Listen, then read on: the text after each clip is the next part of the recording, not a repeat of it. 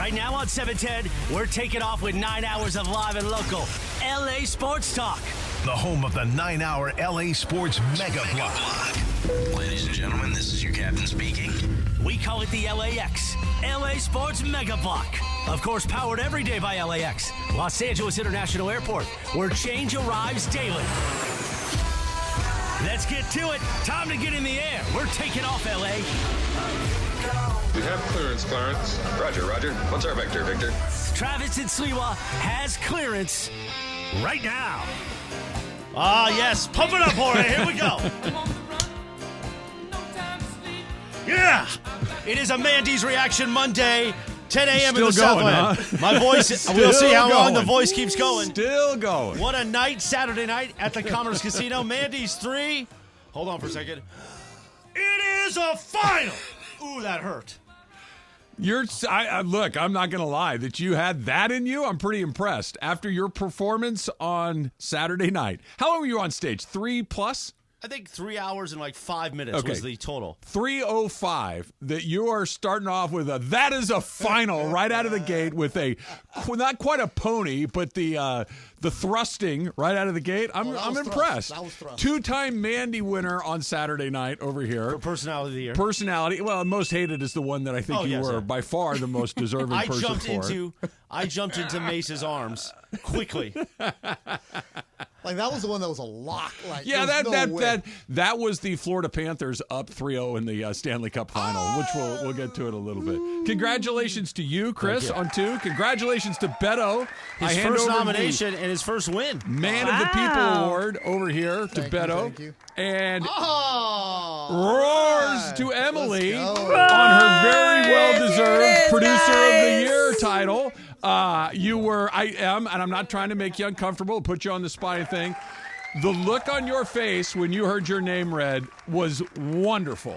You had such a lovely smile, and you could tell it landed in exactly the right way. I was thrilled that you won. I did not like your set when you were on earlier, but everything other than that, I was thrilled to see you get the trophy. I had a few of my jokes cut just for sake of time, so I can sprinkle a couple of those in today. Yeah, we don't have to. Well, I'm going to ask Betto. Betto is your co-host today. Would you like to hear some of these jokes? Because you didn't hear any of them. I wasn't there Saturday. Yeah. So much FOMO. I was working a fight, and I was looking at my social media. Maybe somebody would post an Emily joke. Nothing. So great job by the listeners not posting it. But we do have 3 hours today. I can sprinkle some in. You want one right now? Every rejoin, yes. So let's go. Okay. I'll do one right now. I think this one is going to be one of the ones that was featured in the set. So if you weren't there, this is one of the ones you can hear. So this one, again, I need audience participation here. So Travis is so old. How old is he? Oh. He watches the History Channel like I use Facebook to see what his old high school classmates were up to. Solid. That one wasn't as good? All right. Solid.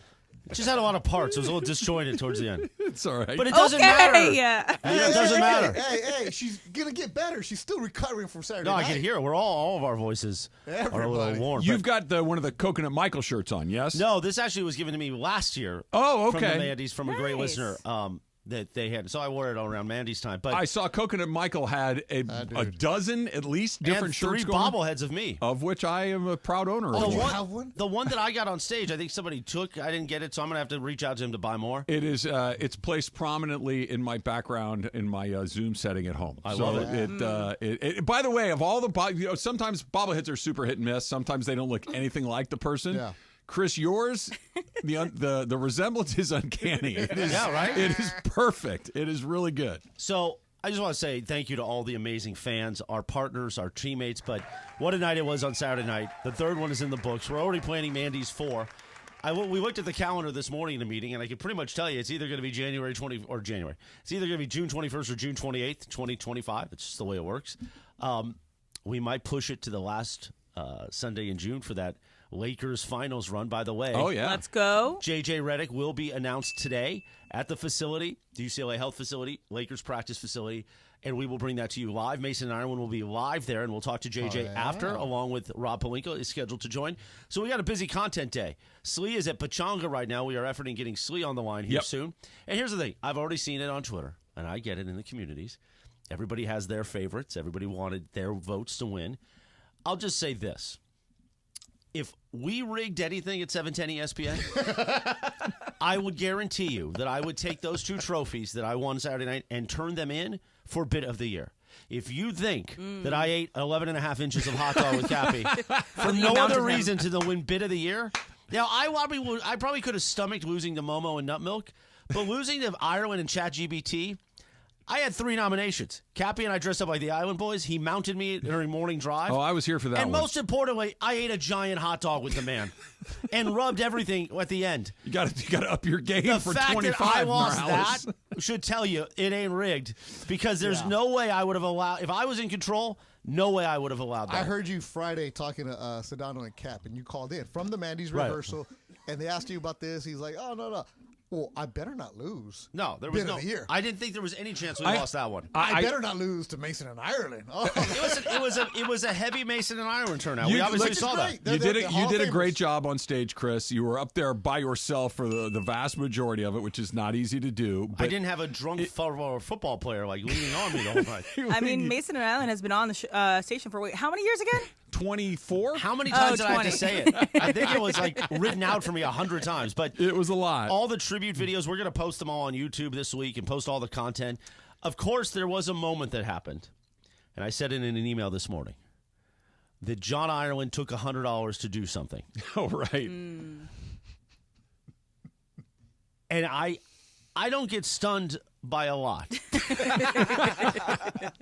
And I think we were all in the room genuinely stunned when Ireland pulled out a $100 bill, said, God, I think, what did he say? God forgive me, I believe. Yes.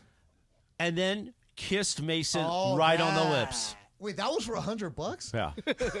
So hard-earned 100. So I knew about that because everybody has my cell phone number, right? So I got 3 different videos of that from the Mandys. I have a 714 number, a 323, and a 310 texted that to me from different angles. I'm like, what just happened? I didn't know it was for $100. Yeah. Ireland, he really will do anything. He went in. Good for him. And the look on Mason's face, I think, was he was deeply confused, a little alarmed. See, there was a lot of emotion on Mason's face. The views I got moment. from a distance, so I can't see how close Mason's face looked. Karma got Mace. Oh, jeez.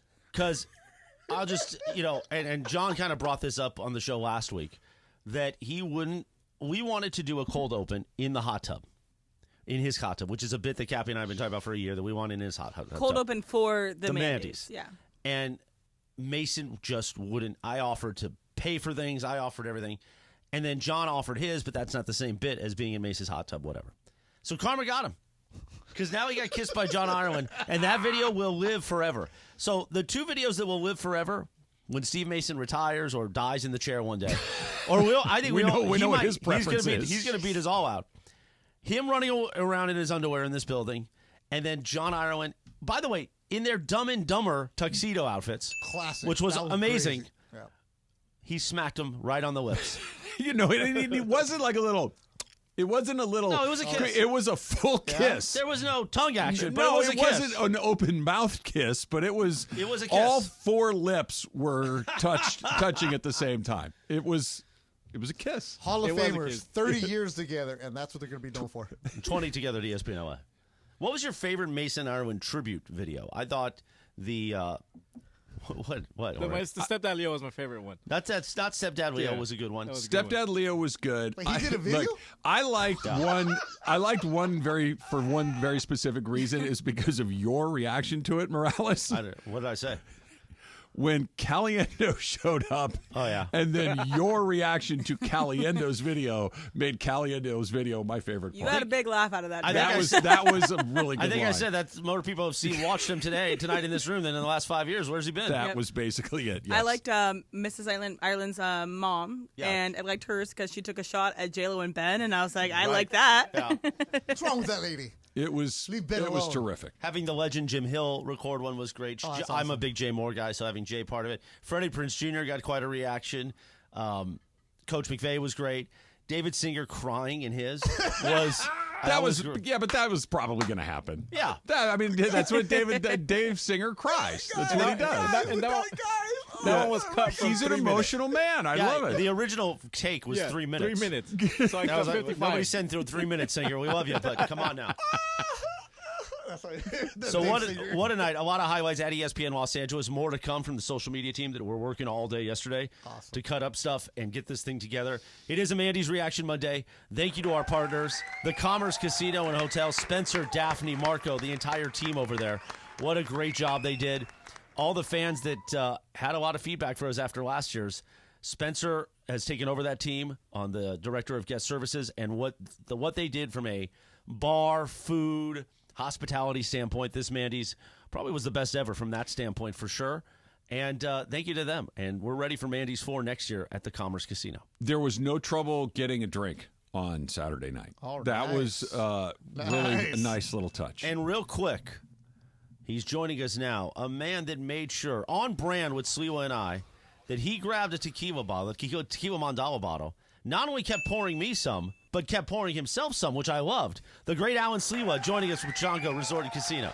Sorry, guys, I know a little late. I'm at a resort, so, like, the time is a little different for me. Right. You know what I mean? Like, I can't come in right at 10 if I'm at a resort. So my apologies there, guys. Good to see everybody. All good. All good. So what's going on, y'all? Have you and Lady Slee? I know you were getting after it. I don't know how Lady Slee was doing throughout the night. I don't remember a lot of the post game, but we were having fun, Slee, up there during Family Feud. It's a great time. It's a great time. Yeah. By the way, a little dangerous there to have that bottle just sitting there, kind of an open invitation. Yes. But, you know, hey, you bottle. gotta do what you gotta do. Never trouble. Oh no, Slee was You gotta grabbing do that what you gotta do. Slee was grabbing that extra añejo bottle and just pouring, and I loved extra it. añejo? Oh, come on. Jeez. So, Coco to Michael update. At home. Chris, I have 2 more. 2 more bobbleheads. Yes. 2 more Chris Morales bobbleheads. Yeah. Well, I think we're going to get a couple of them. I will buy those off of Radio Michael, who did a great job with his T-shirts. He had specialty T-shirts. He had the Betto Shut Up T-shirts for me, and he gave it away. He had a T-shirt for everybody and everything. From the moment that the radio station starts its day, every single stop along the way, he had a T-shirt for it. He had a stolen pillow, a stolen Tempur-Pedic pillow on my shirt, and Chandler did not know about this story, and so I had to tell her about the story, and she was like, "Oh, okay, weirdo."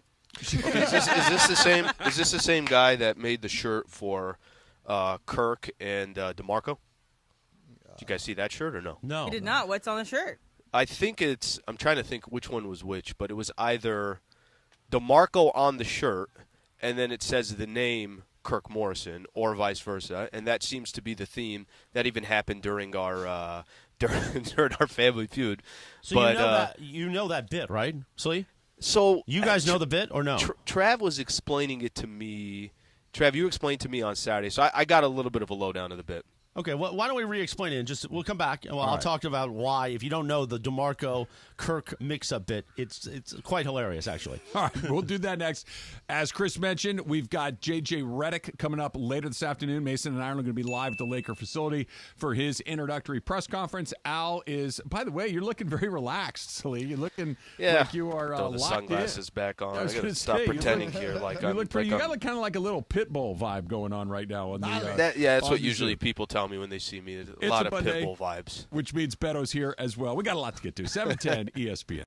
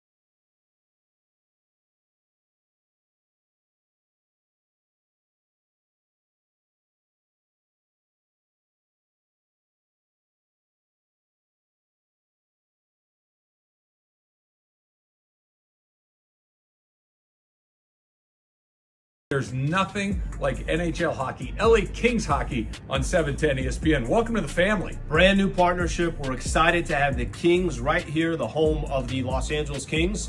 And Trav, now I just need an invitation to go catch a game. You have been giving you one forever. Now you have to cross the street. Now it's across the street. Go Kings, go! Go Kings, go!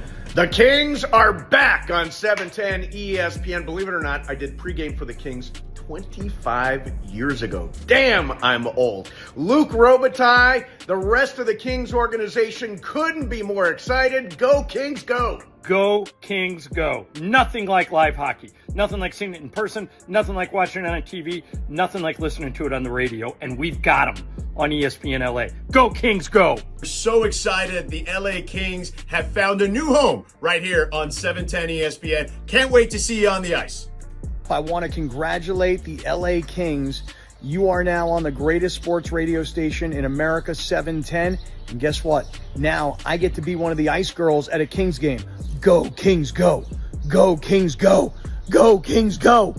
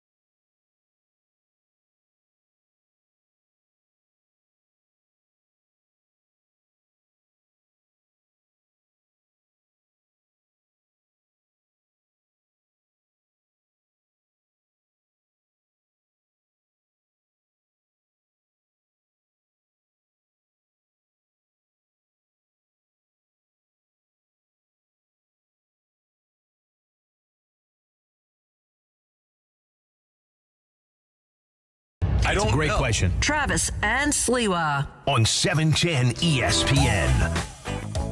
Yes, indeed. A Mandy's Reaction Monday is on.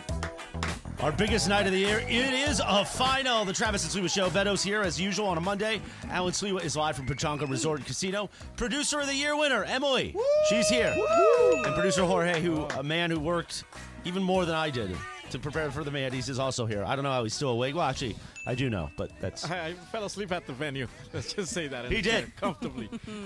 You're properly caffeined for this morning? Oh, yeah. Right? Yeah, I'm good. Emily, how you feeling over there as a winner? Look at you. Feeling great. Yeah. I did one of my Travis's old jokes last segment that did not go over well in this room. What happened? Let's see if the next one is Yeah, better. let me All right. hear it. Travis is so old.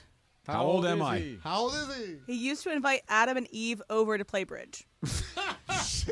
I like a good bridge reference. I was going to say, the only thing older than me is a bridge joke. Yeah, exactly. Yeah, but there you go. You're Trav, right? Trav, did you spend some time just kind of you and Susan just was she Susan. consoling you over the weekend? I mean, Yeah, three she had to- straight she had minutes to of pop. just how old Trav is. That's unbelievable. I enjoyed every second of it. Wow. I mean, enjoyed every second here's of the it. thing. We see Susan at least I see Susan a lot when I'm at Travis's house. I know not everybody does. Best friends. And, Buenos dias. Susan and Travis look like a compatible couple in those settings at home, kind of relaxed fit, if you will, drip. They're great. I hung out with them at the U.S. Open. Yes. Fantastic people. Susan was buying I have a feeling there's a butt coming. Yeah, what are you there's doing a about bug it? There's a coming. bug coming. Just give it a second. But Yeah. when Susan's all dolled up, Yep. it makes Travis look like her father. Wow. Susan looked fantastic. On Amazing. Saturday. Let's Thank just you, say Emily. She that. always looks great. No, that's what I'm saying. Is that Yeah. it really, like Susan? It shows how beautiful Susan is and how well she's taken care of herself. She has. You know, raising 3 children, being Travis's husband for 30 years or something? It'll be our 28th year this year. There you go. You outkicked your coverage. No, absolutely. Yeah. But you're pretty cool, Trav. Thanks, okay. Betto. College baseball player. Thank you. Man about town. Now, when I first Arcadia Hall of Famer. Yeah. When I first met Susan, it was our Premier Radio Network's Christmas party. Oh, yeah.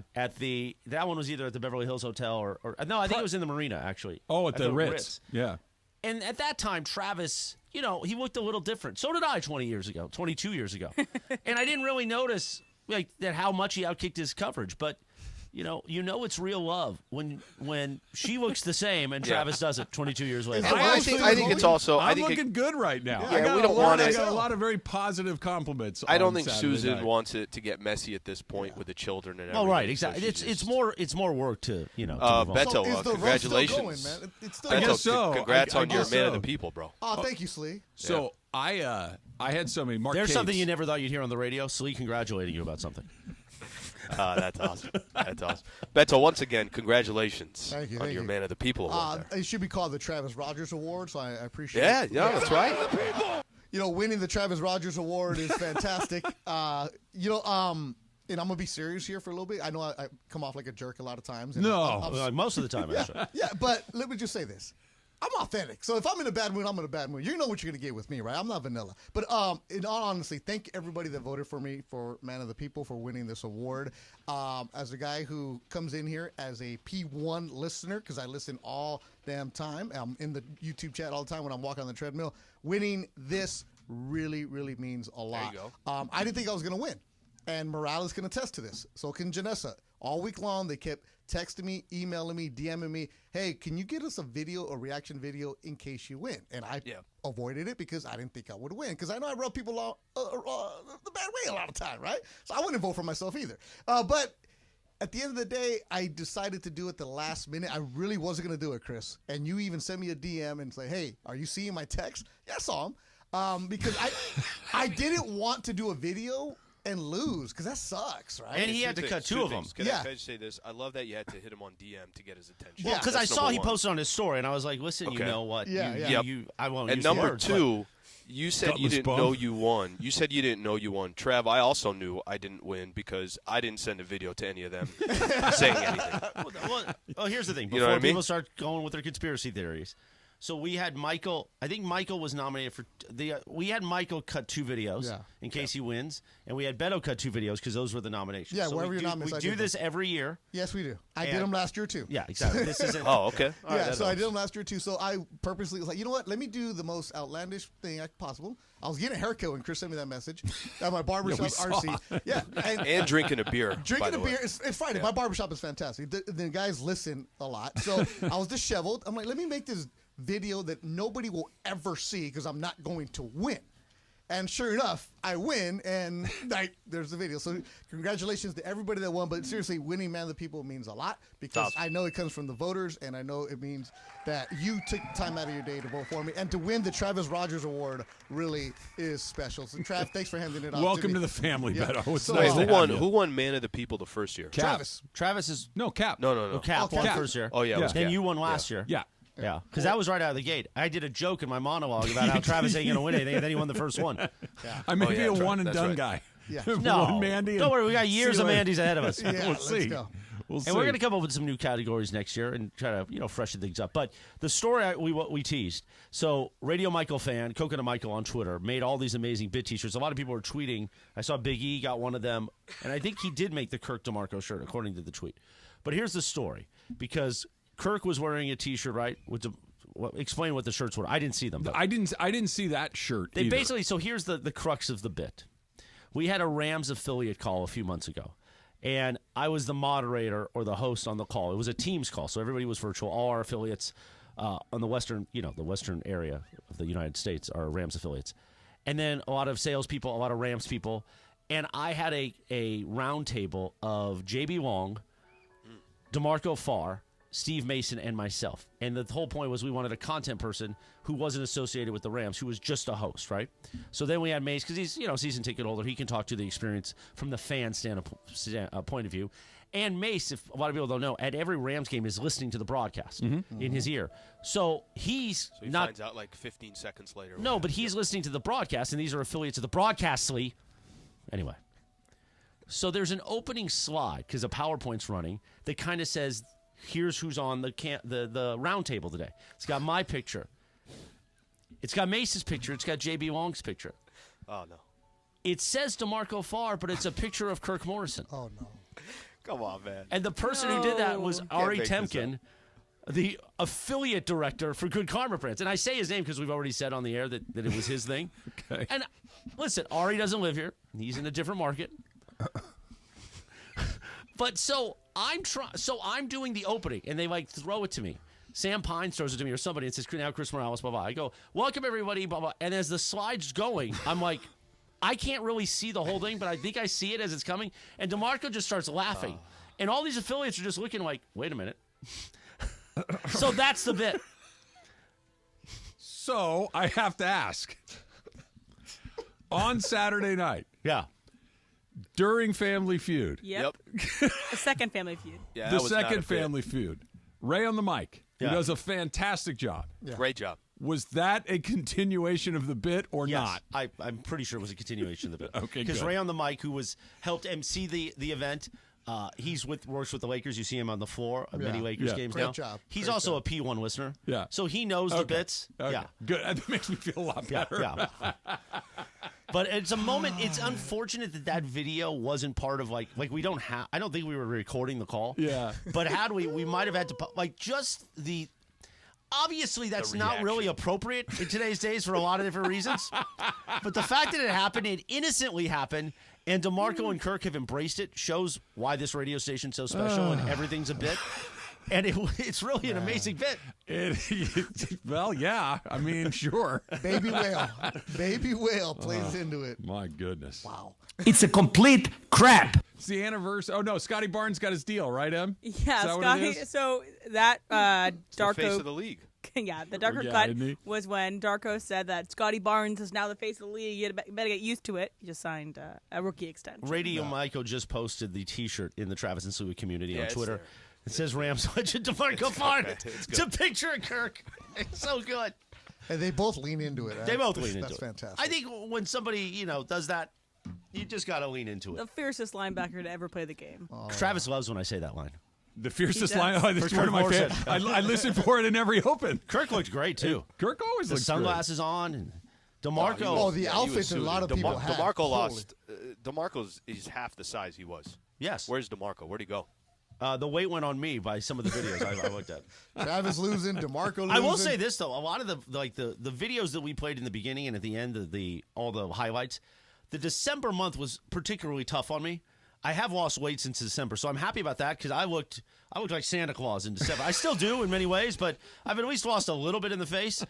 Not like Travis and DeMarco though; they look light years different this year than last year. Okay, Chris, you got to admit here. I don't know if you guys talked about it at all yet, but AKBK. That was phenomenal. They were phenomenal, and again, they left us wanting more, which I think now people that are giving me a hard time saying they were too short, but now they're wanting more. We want more. So maybe they were probably next, 5 minutes. They were only 5 minutes, and I had told them honestly 7 to 10. No joke. I said don't go over 10, smiley face, but 7 to 10 is fine. And they shorted it. And come to find out, Jorge told me yesterday when we all got here to the station. Sorry, AKBK. That you yelled out like 2 minutes left. You got 2 I minutes didn't left. hear that. I didn't hear that. Oh, I was yeah. backstage. Yeah, I heard it, No, yeah. we heard it. It was very funny. George. Like the timing was perfect because it's like Lawrence Tanter, 2 minutes. And it was one of those. And then they immediately all right, we're done. Wrap And it I up. thought you kind of bullied him off the stage. I thought it was Atta awesome. boy. I wasn't expecting that. Yeah. I was Hey, having- you run a tight ship, Jorge's baby. Let's not go. messing around. I was having some water in the back and maybe some tequila too. And I was talking to Tommy about Not maybe. the rest of the show. And then all of a sudden he said, "They're done. You got to go up there." I said, "They're done."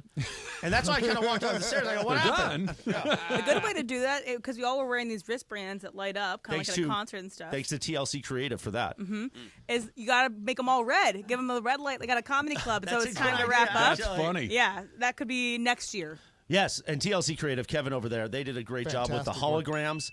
With Mason Wait, you Iron's had face. holograms? Yeah, we had 4 holograms. Tupac? Yeah, and then we had the Mason Iron faces, with their anniversary logo that you're seeing here in That the thing was studio. actually really cool. That hologram thing. I was mesmerized. Now I'd had some tequila mandala, so I was in the right frame of mind. But Dark that Lights thing tequila was mandala? Oh, it just appeared out of nowhere. And it then was awesome. The robot dog. No, I didn't like that. Okay. I did not like that thing So at I all. saw a video of you on stage dancing.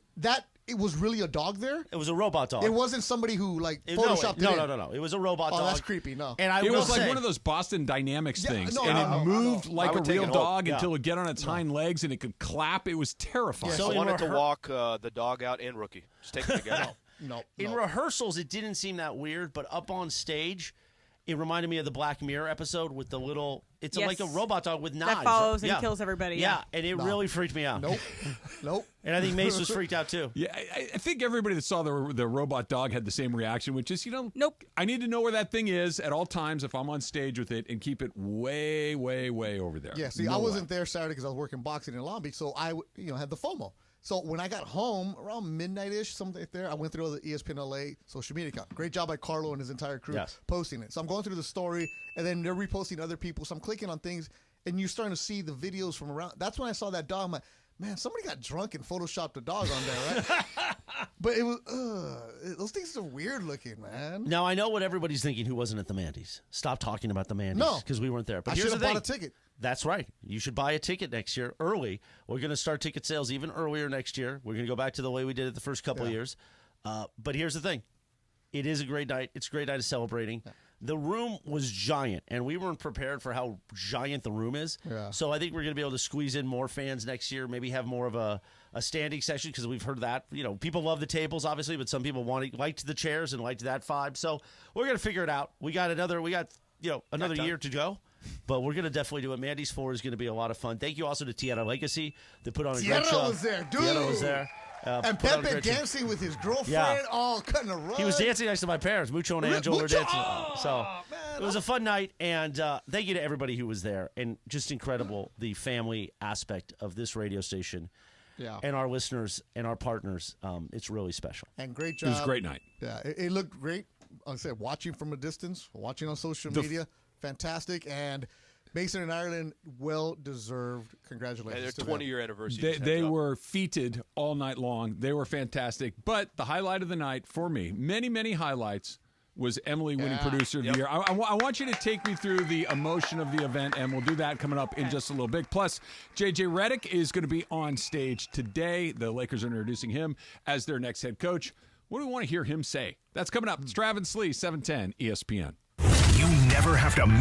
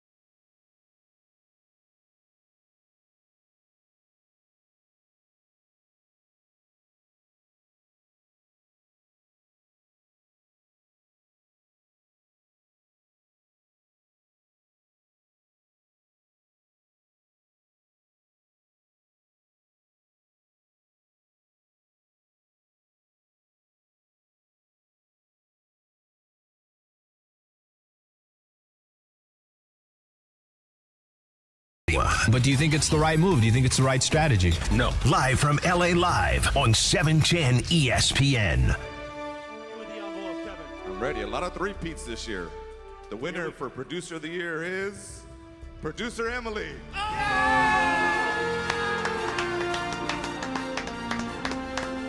That was from Saturday night at the Commerce Casino. Mandy's 3 is in the books. It is a final. I don't want to thrash my voice, but Producer Emily with the win, knocking Lindsay off the Producer of the Year throne. She was going for a three-peat in 2 categories and surprises in both. Producer Emily takes Producer of the Year, and then Game of Games takes down Radio Tinder as best segment. So all the awards and all the winners are posted at ESPN Los Angeles on social. This is the day we react to Mandy's Reaction Monday. How did it feel? It felt great, and I will say about the segment of the year, and when I did my whole last pitch on the last day of trying to do every other show segments, Game of Games is by far the hardest. Game of Games is by far the hardest to prepare for, hardest to do. I mean, you guys saw. Mine wasn't that great compared to like the ones the guys do all the time. So Game of Games, fantastic. But I felt great. I think Ashley's harder, but that's just you have to go through all the requests. There's a lot going on through my mind. Honestly, I was trying not to get my hopes up because I don't know, I've had a lot of times where I think things are going to happen. I think things are going to go in a certain way, and things don't work out. And so I was trying to slow play it as much as I could, so I wouldn't be disappointed if it didn't happen. But I was really excited when it happened, and it was really nice. I think even more than the moment that I got the announcement, it was really nice having people come up to me throughout the show, at the meet and greets, at the pre-show stuff, that they said, I voted for you X amount of times. Awesome. I think that was really important to me, to everyone saying, hey, I appreciate what you do every day. Even more than just the actual winning of the trophy, people saying how much they like what I do is really important. It's funny that you say that, Em. Again, very well deserved. I was thrilled to see you win. But you saying that a bunch of people were coming up to you when we were doing pictures and meet and greet and all that stuff, saying, I voted for you, that's a very good indicator. Because go back a year ago, Al, when we were doing picks and things like that, I had a lot of people tell me, hey, I voted for you for Man of the People. And it happened enough times I'm like, hey, maybe I got a chance at this thing. Yeah. You know how many people told me that on Saturday? Yep. 0. Not even the guy from Operation Sushi. Nobody mentioned it. I'm like, I got no shot. We had the same people talking to us. I think a lot of people were like, hey, man, just want to let you know I voted for Emily. I'm like, okay. I'll say this as a person who recently met you, Em, and started working with you guys on the show. By the way, thanks for having me on Mondays.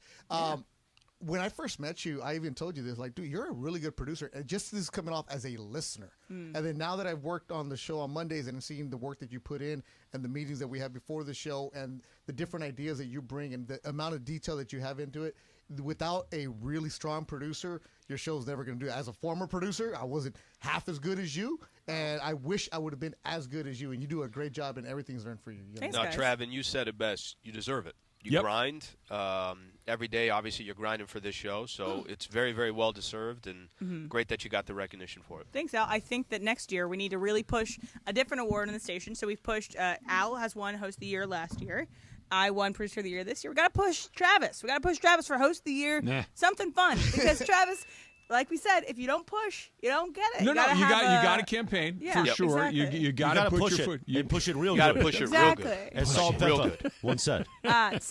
I'm gonna start campaigning for fill-in Host of the Year. Yes. You're gonna start right now. You want to rip it out of Momo's hands? After watching Ramona's arrogant, she had a good time on Saturday night. So we have I don't want to lose.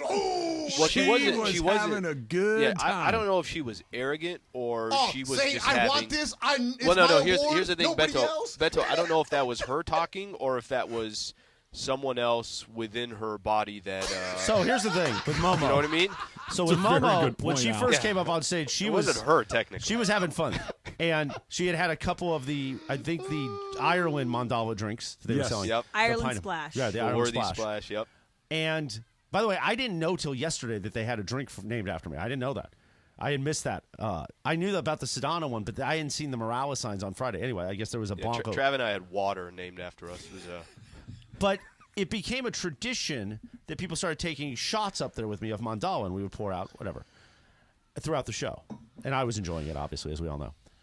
At one point, I poured one glass. Cappy took a glass, so I only had one shot glass. And I said to Momo, I'll pour it here. We'll just share it. She took the whole thing. And it was a healthy shot of extra añejo. It was not a small one. No. And she just drank the whole thing. I was like, all right. Extra añejo shots. Oh, Betto, not a shot. It wasn't. It's like those Moldava little sniffers. Shot. Like a snifter. The snifters. No. Yes. No, she didn't. Betto, there was no. Yeah, Momo, Betto, there's no measuring anything. It was just like, hey, this is for 3 people, and she's like, no, I got this on my own. Right. Where does the hardware go? And I know you moved into a new place not that long ago. Did you carve out a little spot with a spotlight on the mantle? Like, where does this thing go? So we have a very beautiful built-in, and I put it there while I was, after Sunday when I got home, and I put it there in my room. It's like, we need to keep this here, and so it's going to be, I have a little keychain to put my keys on, and it's going to be right above my Mandy. Get the silver polish and the towel. I'm going to to rotate stiff her it so you up. can see all the different angles. They have that for the catch Super the light. Super Bowl rings. Like Ireland's championship ring when it opens the box and it twirls around. Exactly. So Momo is now at 3, Peter. She's won Phil and Host of the Year 3 years in a row. Ireland has won Most Knowledgeable Host 3 years in a row. I think we could kind of take that category out next year. Yeah. Best Unless Travis could play-by-play. win it. And he's won Best Play-by-Play host three times in a row. Most Knowledgeable, Travis. I don't know. Ireland just seems to have that locked up. And He it does. was, so, we'll see. Yeah, we can get rid We're of going to it. shake We'll things do up. trivia between Travis and John, and we'll try to do a showdown somewhere. Yeah, what's the show you guys are West Wing. basically? Oh, yeah, West Wing. They And should have like a 90210. West Wing show. And 90210. Yeah. I like Lindsay my Lohan. chances. And Lindsay Lohan. Yeah, we got a lot of crossovers. By the way, okay, so this morning I texted Travis a picture because Lindsay Lohan and Jamie Lee Curtis have posted the starting filming Freaky Friday 2, and so I went to go text that to Travis and John because I know that they would appreciate it because they are Lilo fans, and so I realized the only conversations I've had with you two in this text is just sharing back and forth Lindsay Lohan stuff. Look, then send more. If the barrier to entry is Lindsay Lohan content, then let it go. It is a Mandy's Reaction Monday. Thanks to our partners that help make Saturday night happen, like Children's Dental Fun Zone, Dr. Rhoda, while they're there. They gave out the Best Smile Award, which went to another first-time Mandy winner, Laura Roma, producer Laura from Mason in Ireland. Speaking of Mason, Ireland, they will be live at the UCLA Health Center, the Lakers facility, Lakers practice facility today. J.J. Redick is being introduced at 1:30 p.m. as the new Lakers head coach. We will bring that to you live, and then Mason and Ireland will talk to Rob Pelinka and J.J. Redick after the press conference. All of that today right here on your home of Lakers basketball, 710 ESPN. And it is a Monday, and that means we do Ask Slee. Coming up next, it's Trav and Slee. Betto's in on a Monday, 710 ESPN. Out awards. Betto got Man of the People. Woo! Emily got Producer of the Year. Chris got Best Personality and Most Hated. Rotolo Chevrolet wins every year. Rotolo Chevrolet is the team that just wins year after year after year. Dealer of the Year 12 years in a row at Rotolo Chevrolet. It's because they take care of people. It's because they get it right over and over and over again. They check every single box. Selection, they got every make and model and Silverado that you could possibly think of. Pricing, of course they've got great prices. But when it comes to customer service, no one does a better job than Rotolo Chevrolet. It's because that's what Mike Capozio insists on. You see Mike dancing on TV, having a great time. You see him goofing around with Oral. But what they do every day is make sure from the moment you come to the lot, right off the 210 freeway, Sierra Avenue exit, whether you go online at rotolochevy.com, that you have an unparalleled customer service experience. You're going to know what it's all about. You're going to feel good about it, transparent, courteous, up front. When was the last time you bought a car or truck and you said that? Unless it was at Rotolo, maybe not, right? Come see what all the fun's about for yourself. Right off the 210 freeway, Sierra Avenue exit, you can't miss Rotolo Chevrolet. And if Fontana's maybe a little bit, a little bit further than you were thinking, why don't you go online, rotolochevy.com, ROTOLO, rotolochevy.com, and tell them that Travis sent you.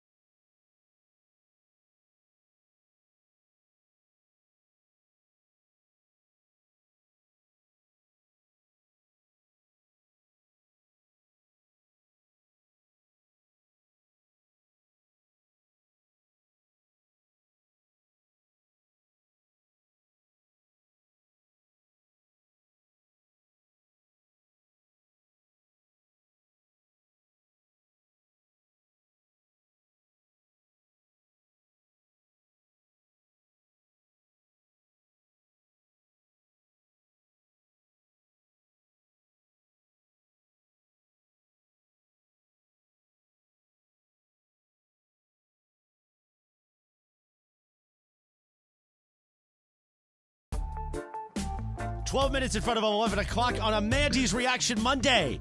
This is the day we react to everything that went down Mandy's 3 Saturday night at the Commerce Casino. What a night it was, as always. And we prepare now, a year from now, for Mandy's 4. Maybe Alan Sliwa will take back the Host of the Year category at Mandy's 4. But it is time for the segment we love. We do it Monday, Wednesday, and Fridays at this time. Time for Ask Slee. All right, Slee, all set? Yeah, I think you we should look like you're having a good day, by the way. I got to be honest nice with out you. there. Yeah, I don't know what's going on anymore, but I'm just being fed different stuff the entire What time. is that? I don't even know. If you're not looking at YouTube, he's got like a tiki glass that is blue, like a Windex color. It's got a flower in it, and he just took a big pull off. What are you drinking? Listen, I'll get you the details later. That right now is not important. I'm just saying, Pachanga, we're having a good time down here.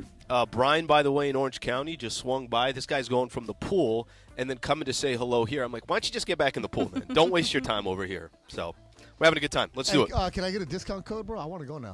After seeing that I got picture in the let's go. I got you. Good golf course, too. It looks pretty good for sure. Yeah. So, all right, speaking of the poolside, Slee, we're going to start with one right there. This is from Porky. Since you are poolside, are you in a Speedo? You're going to have to hit the mic. One more time, what'd you say? Was that me or him? We might be able to put on a giant event at Commerce Casino every year, but we can't fix the mics. Okay, listen, I appreciate the question, but for me, Trav, I think you and I share something very similar in this. The more clothing, probably the better, right? I think more so. clothing, the better. If I can wear jeans inside the pool, I would do that. If I can really, if I can get a turtleneck and get into that pool, I'd probably do that too. So I think Trav and I follow a similar path here when it comes to our clothing. Chris, you were a water polo player briefly, yes? I was forced to be to stay in shape, quote unquote. Did you wear the uniform? Yeah. Well, yeah. You didn't go board shorts in the No. pool? How can you not? Well, I would have campaigned not to. I wouldn't have been shocked if Chris at one point just put on a Speedo on Saturday. He's like, that's enough of this. Next I'm wearing a year, Speedo up Mandy's here. 4. Well, I don't think you were on yet, Sleep. Did you? Well, the cold open. Okay. We had efforted, Cap and I, to finally get in Mace's hot tub. And the bit was going to be that we stood up in Speedos, and then Mason takes his robe off, and we would have made it look like he was wearing nothing. But Thank you, Mace. Would not allow us in. And for that, his karma got him on Saturday night. When out of nowhere, John Ireland just slapped him with a kiss. Planted one on us. All I right on remember him. is promos running the last 2 weeks where John is saying, what is wrong with you in this hot tub? Right. That's all I remember. Yeah. Speaking of like Speedos and water polo and stuff, so one of the guys on the other team, the guys team, used to always practice at the same time as girls team for water polo at UVA, and he would always wear a nude-colored Speedo. And he was not the most good-looking guy on the team, let's just say that. And we just come on, dude. Like, he's By like, the way, that's even better it. if he's not even like this model-looking dude, and he's like, this is Way what to I do it. got, Gotta whether lean you like into it it. or not. Like Dangerfield in the Triple Indy. Em, you got an ass, Slee? Yeah, I got it. This is from Radio Michael fan. Shout out, Radio Michael fan. He was all over the place in the Mandys on Saturday. So he says, Raider Rubin's name tag for the Mandys was spelled Raider Rudin. We should all call him Raider Rudin from going forward. What's the worst or funniest spelling mistake anyone has ever made with your name? All right, so it's less the spelling; it's pronouncing my last name. Yeah. It's like, is it Sliwa? I'm like, no, it's not Sliwa. Is it Sliwa? No, it's not Sliwa either. By the time they get it, it's like, all right, I'm just going to roll with the punches. As far as misspelling it, people, everybody's going to ask on the first name, is it A-L-A-N, is it A-L-E-N? Last name, everybody does S-I-L-W-A. So it's kind of that. Nothing crazy, nothing random there. By the way, so those of you who watch House of the Dragon out there, shouts out to you guys. But they spell the names so stupidly sometimes. So one of the characters' names is Alan. So again, you think it's probably normal, A-L-L-E-N, A-L-A-N, something like that. Those are the two ways to spell Alan. Exactly. This Alan in House of the Dragon is spelled A-L-Y-N. What the hell? What are we doing? I love that a show based on dragons. Just be careful of Travis right now. A show based on dragons, and the issue to Emily is the spelling of names. Okay. Michael, it's just M-Y-C-H-A-L. That's awesome. That's true. No. There's another one. Adam is spelled super weird too. And again, let me guess. It has a Y. Trav, which one? It's a Which one bothers you proliferation of more? Ys. Which one bothers you more? The name, the spelling of a name, a normal name that's just spelled wacky, or the dogs at a restaurant? Which one? Oh, the dogs. Okay. Because I can choose for you to spell Alan with a Y if you want. I can ignore that. But when there's a dog that's tail keeps brushing against my feet at the bar, then I can't ignore that. It's impossible to do it. Dogs at restaurants. To see you. Dogs at restaurants. I got to get on the Zoom so I don't keep stepping on Slee. I'm sorry, Slee. No, it's not good radio, but I apologize. Anyway, it's dogs at grocery stores now. I hate. Of course. Dogs anywhere. It's just not great. Not great. It's disgusting. I throw the ball with Rookie at Costco. Just huck it down there. On a plane, the airport. And when the dog comes up to you, it's like, this happened to me last weekend. The owner's looking at me like, why don't you pet my dog? Yes. And I'm like, oh, hey, hi, doggy. And I keep walking, and she's like, oh, she just wants to say hi. Right. It just wants to say, Fluffy just wants to come here. Yeah, Fluffy just took a dump in the parking lot, and now he's in the produce department. Why look, it used to be you need to be blind, impaired, dog, yeah. right? To have a service animal, to go into a restaurant, to go support. into a grocery store, so you could get there and get your groceries and go home. Now it's just, I want to carry my pocket dog next to the pineapples who's spraying God knows what, where knows what. It's just awful. It's just, it's ridiculous. You got to be careful because once you start bringing up the name stuff and the spellings, it's going to always lead back to dogs. I was at Bevmo the other day trying to get some stuff when my friends were going to come over, and this girl had a huge German Shepherd. And by the Bevmo at the checkout, it's a bunch of limes and lemons and stuff that people can grab right before you go. Oh, I need to get some of this. This dog was licking the frickin' lemons. Yeah. Okay? Yeah, so you know what's going to happen? Somebody's going to buy those lemons. And they could be allergic to dogs. Like, I'm allergic to dog saliva, and when dogs lick me, I get hives. Is Rookie a lemon licker, Slee? No, bro, dogs don't. Here's the funny thing. If he's going to lick something, not licking a lemon. They hate citrus. You know? So it's not going to be the lemon, but, I did make a joke about the robot dog on Saturday night that I do recall. Oh, yeah, with the peanut butter. Slee, that was funny. Slee, we didn't have to say it on the air. Why? But thank you. I thought Sam Pines ain't going to like this one, but let's go. Should have said almond butter. Jorge, you got one? Yeah. Please. Yeah. Let's move on. So, I don't know. We're gonna move on. Essex Road. Yeah. So this is a question from Jorge in LA Live. So after the meet and greet, a gentleman came up to me and he was telling us that we're doing a great job with the show, with the meet and greet and stuff like this. But then at the end of the conversation, he says, "If you're feeling desperate tonight, look for me on table 60." Dude, that's not a real story. So my question that's not a real story. So my question to you is: have you ever tried to be snatched? I don't think you try to be snatched. Somebody tried to snatch you. That's the question. Did he have lemons for you to lick? Does this lemon taste weird? Let's back up here. This is only the first hour? Let's back up here. I'm trying to figure people love this Mandy's out. reaction Monday. Trav, are you following this story? I don't know if I... yes. Because if I'm following it the way I think I'm following it, I'm very uncomfortable. If there's something else going on, help me out here. There's not. You have the story right. Somebody tried to pick up Jorge. Some dude wanted Jorge. Wait, so let me get this right. Let me get this right. Jorge, you're a married man, correct? Yes. Got a couple kids. I do. Got a very happy family. You're very public about it on the radio. Correct. Didn't you watch season 6 of The Sopranos? At least if he's going to pick up on somebody, I mean, I'm not married yet. Why'd he go to you? Doug, why'd he go to you? I don't think marriage is the barrier to entry. I don't either. I don't think I was there too. Being in a committed relationship to someone else is really this guy's yes or no moment. I'm just saying, I was wearing a nice suit. Leather hat, George? No hat. Okay. No hat. He likes the brownies. What can you This say? guy, man. This guy's straight up. Hey, man, if you're desperate tonight. So have you ever been attempted kidnapped, Slee? No, I have not. It's actually a good move by them, to be honest with you. There's probably better looking people out there. So they went after Jorge. I get it. I understand. Go after Jorge before me.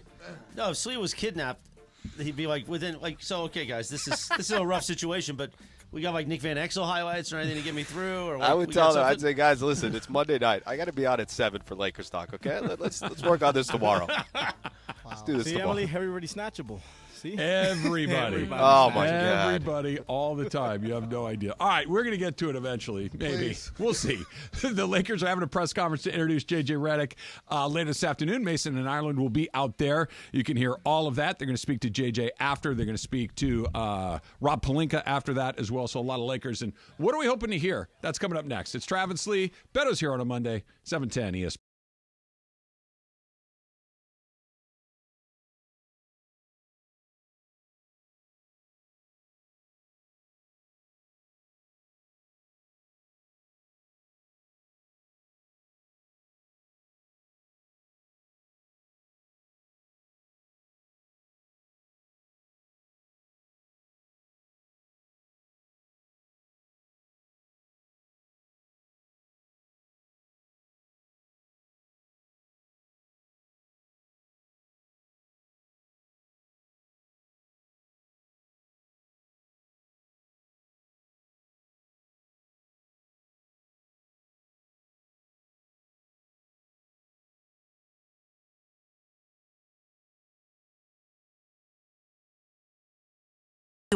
On 710 ESPN. It's 11 a.m. in the Southland on a Mandy's Reaction Monday. We relive it all from Saturday night, the Commerce Casino. What a night it was. Thank you for everybody that was there. Congratulations to producer Emily for her win, Betto Duran for his win. First wins on the board. Mason and Ireland. It was a Mason and Ireland night. They win Show of the Year. Mason finally got Host of the Year. Producer Brian Cohen wins Associate Producer of the Year. Yeah, good for him. Stops the producer Jorge three-peat. All right. And so much more. I am very proud, and thank you to the Reddit page, the Mason Ireland Reddit page, for taking my bait. I created an award just so I can win another one. And I didn't know if you guys would. I didn't really know if you guys would give in and vote me most hated like you do on your page. But thank you guys. I appreciate the engagement. Congratulations, Chris. And they have an Congratulations, award for you on their page? Well, no, they did like a poll, I guess. Uh-huh. Like who's the most What hated, if we and did- I won that And several you times. took their content Yeah, and made it a win for yourself. yeah. So What if we did biggest hater next year? Because that would be a fun one. Well, you'd win. And slam penis dunk. thumbs. Penis thumbs would win. So we put some listeners. We put some people like me in. We put Yeah. everybody into It's a this good idea. and see who wins. Biggest hater. I thought Just there see was Chris's reaction when he won the most hated. I jumped into Mason's Oh, arms. it was unbelievable. It was like you were just told that you're having twins or something. Like you were a very, very happy man right there. No, absolutely. And here's the thing. I thought Corporate Greg might win because the Reddit people wouldn't want me to win. Nah. But they took the bait. It's all they you, took it all baby. the way. And from what Janessa tells me, Janessa Paredes, our marketing manager, who did an incredible job the last several weeks to make all this happen, her and her team, along with Tommy, obviously, who oversees it. But that was a big gap. That was a big runaway? Gap. It was a runaway on that one. So That one wasn't close. Yeah, That's one of those where they open the polls, and then 5 minutes after they're open, we're going to declare a winner. Yeah. We've ready to declare a winner in the most hated category. Like, Again, There's my no other, odds on this one. My Nothing. other award, and I appreciate the COT, the Circle Trust, for their votes for making me the two-time, back-to-back Personality of the Year, which Janessa said was very close, actually. Oh, wow. Didn't tell me who the second person was, but still. So, a great night on Saturday night. Today's going to be a great content day. We got Sleep and one of our newest partners, Pachanga Resort Casino. Trav, you're not going to like this, Temecula. bro. Trav, you're not going to like this. What do you bro. got? Oh, what in the world is in that bowl? All right, we Hold got on, get that basically- center of that. Oh, wow. Oh, Jorge, I'm are not you looking at gonna- this? I'm Is not Slee gonna on lie. YouTube or just on their guys' Zoom? I'm on YouTube. Oh, okay. dude. Fellas, we I got got the the Mexican delay. fruit bowl right here. Got the tahine in there. Did you go yeah. chamoy? Chamoy up in Chamoy, basically. hey. Listen to me, Trav. This is the reason why. Because they said, hey, Al, can we get you anything? I'm like, guys, One this of is a day everything. of being at a resort here. And right when I saw the Mexican fruit bowl, I feel a little bad that I did that. But part of Why? me, I got that because I knew you'd get a little bit jealous there. I'm going go after with the show. sorry, I'm about to go to the guy in the corner right now. Let's go. Let's go to the nachos here. Chamoy. Oh, you got nachos and the fruit bowl? Trav, I got pollo asada, little nachos here going on. Like everywhere, every time I take a second here, they're just like, listen, enjoy your time here at the resort, buddy. And you're by the pool with the. You still got to fill me in on what's in that drink. I'll tell you what it is. By the way, there's no alcohol in there for those that I was drinking. I'm not drinking. Okay, It's Then- Mandy's then I don't Reaction wanna Monday. know. There should be alcohol. it's You the got to Cove, ease back into regular life. they I call did- it I the, haven't yet. Coveside Colada. That's what we're calling it here. What's in it? Coveside Colada. taking a sip here. Just give me a sip. We need to go to Pachanga. He's on now. island time. Just a little pineapple, some coconut, whatever other like a sugar, pina some colada. fruit. Exactly.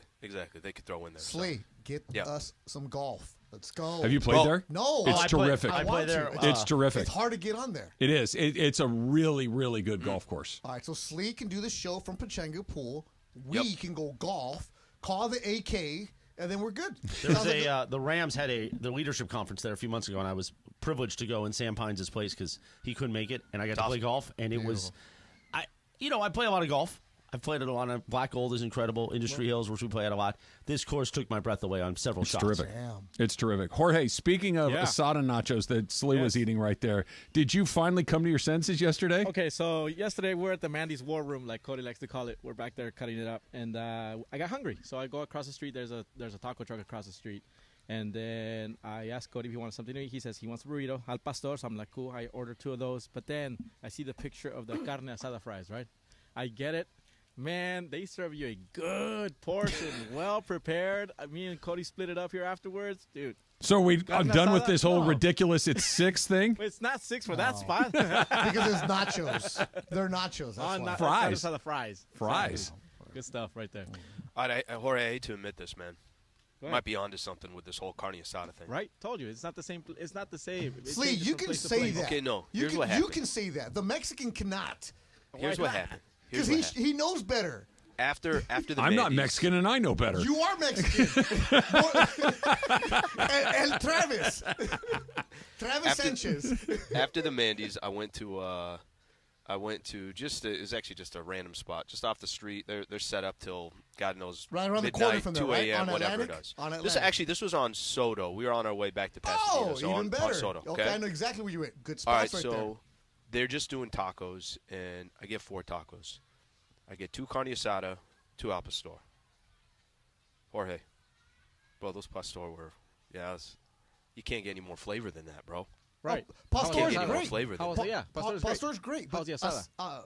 Asada was good, but it wasn't as good. Yeah, but it's not number 6, Lee. No. Well, no, it's not. The number 6 is absurd. That's the point. That's the point. But the pastor, the flavor of the pastor was better than the flavor of the carne asada. Pineapple, no pineapple. Pineapple. Okay, good. No pineapple. They actually didn't have Because pineapple it's there. pork, bro. Pork and that marinade, it's amazing. Yeah. That's why we have heartburn and diabetes and high cholesterol. 3,000 calories per serving. Yeah, exactly. No, And it's that's at why 2 in we the morning. sacrifice. I know. No, we don't sacrifice. I did something. I did 24 something Modelos. that I have not done literally in 6 months. Yep. After the Mandy, so Slee sends me the picture of his taco plate and looked pretty good. And as it came in, I was already in the drive-thru at In-N-Out. I had already set up. I had not had In-N-Out. You know how much I love In-N-Out. Yep. I had not had it in 6 months. Wow. I had not had a late meal in 6 months. we could And tell. so at You this look great. point, it was like 12:30 at night. And you got to break the fast in and out too. It's one of the best. It was unreal. Double animal style chopped chilies, fries, and a pink lemonade. And the guy's like, "Are you take it home? Or you want to eat it in the car?" I'll eat it in the car because I wasn't driving. Susan was driving. You get it from the window. They hand it to you. Before we were at the one on Camino Capistrano, so you hang a left out onto Camino Cap, and then you go right on Camino Cap towards my house. Before we got to the first traffic light, Done. The burger was gone, and it's a quarter of a mile. It was so We believe you. good. I had not had it like. That's one of those things that every time you have it, it just never misses. But if you travel and you're away from it for a long time, or you're trying to eat something that may be a slightly healthier choice along the way, Betto, Slee, Jorge.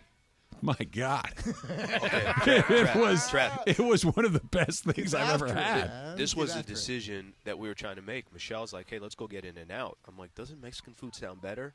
And we Especially kind of were in commerce, you're right there. Yeah, and we were in this in between of like, which one are we going to do? Couldn't go wrong. No. But I was like, let's just go get some freaking tacos. So we There go you get Mexican go. food. There you go. 3 minutes after I send the photo to Trav of the Mexican food, he like it was like a 1-up. He's like, "Oh, that's what you want to do? That's what you want to do?" He sends me the drive-through photo. It was terrific. Beautiful. I'm Yeah, proud absolutely. of all of you. It was great. All right, so Lakers going to introduce J.J. Redick officially later today. Mason and Ireland will be out at the Lakers facility for this. You'll hear the press conference. You'll hear from J.J. He's going to sit with Mason and Ireland, Rob Pelinka as well. What are we hoping he says when he goes in there? Al, we'll start with you. Like, when he sits down and starts taking questions, and I'm sure he'll give a little, speech or kind of address the media before he takes questions. In a perfect world, what would you like to hear him say? I think it's probably going to do less with the personnel, but philosophically, here's how he's going to coach the Lakers. That it's going to be a team that rolls up their sleeves every night. We understand it's LeBron and Anthony Davis, but it's all these other players that are on the roster that are going to be just as important as those two players, because if you watch any of the NBA playoffs, the role players can win you a championship, they could lose you a championship, or at least get you into contention. I think it's going to be, when I say philosophically of what the team is and how they're going to play and what that style is, certain players that will need to step up this year. Maybe even a little challenge to Anthony Davis would be fantastic as well, of what his vision for AD is. I don't know how much the conversation will be about LeBron, and frankly, I don't think there needs to be that much about LeBron. But what I want to see from J.J. Redick is, this is who we're going to be. This will be our identity. This will be our blueprint. And again, like I said, I think challenging some of the current players on that roster would be great. Guys like Austin Reeves, D'Angelo, we'll see what happens. Rui. There's a way to do it where you're kind of sending a message without being disrespectful or anything along those lines. So those are a few of the things that I would hope he addresses. Here's what I want. I want Pelinka to show up and talk like Pelinka. I don't want him to be in the coach speak mode. I don't want him to give us the cliches. You were hired because you're different. You're hired because you're not a retread. You're hired because you're this basketball savant. Out of the box. Right? So don't give me the, okay, we're going to see this. Like, don't be boring. Like, if you're a Laker fan right now and you've been waiting for Laker talk after all this Mandys talk and you want to know what's going on, I want to hear a coach who's going to get me fired up if you're a Laker fan. I want to hear a coach who a lot of people are wondering why you got hired, because you have no coaching experience except for your kid's elementary team. You have a podcast with LeBron. Okay, so what are you going to do to get me inspired about this team?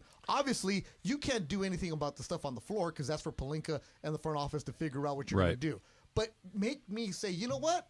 All right, I can see why they hired you. I can Betto, see can I ask you a question? Why you're the guy. Let me ask you a question. Let's say he says exactly what you want him to hear. Yep. Does that matter?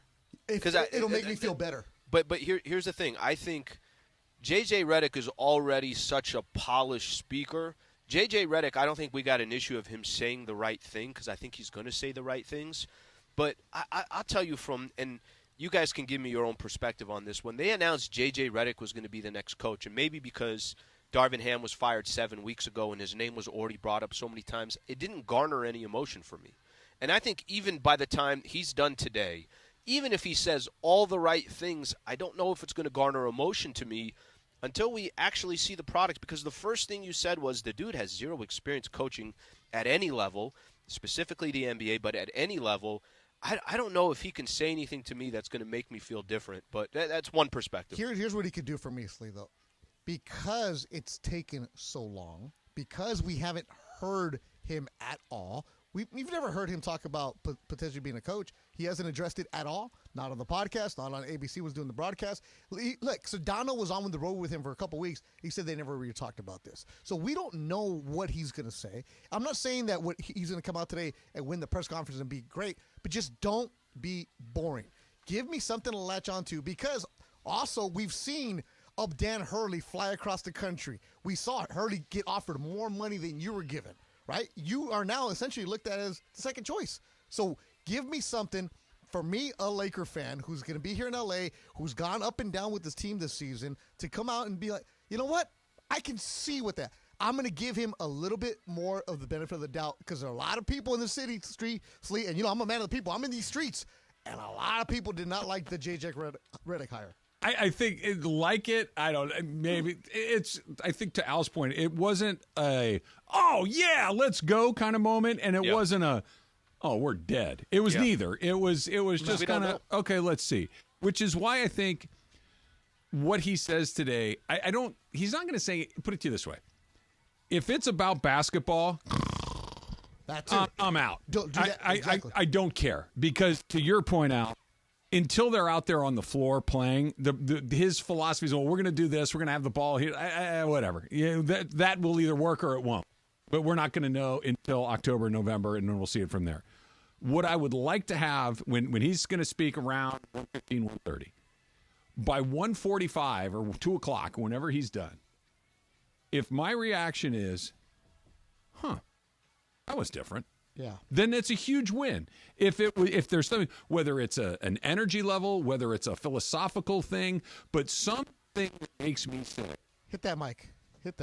How's my mic better Something than this? that stops and makes me think, I never heard anybody say something like that before, or I've never seen something like that before. I've never seen a guy be that emotional in this regard before, or this excited before. Something that isn't just we're going to try to do this with LeBron. We're going to try to do this with AD. We're going to compete on defense. We're going to, it's what everybody says. Something that's a little bit different than the standard, I'm here to coach your team. We're going to try hard. We're going to compete every night. Yeah, great. That's what everybody says. Something above and beyond that.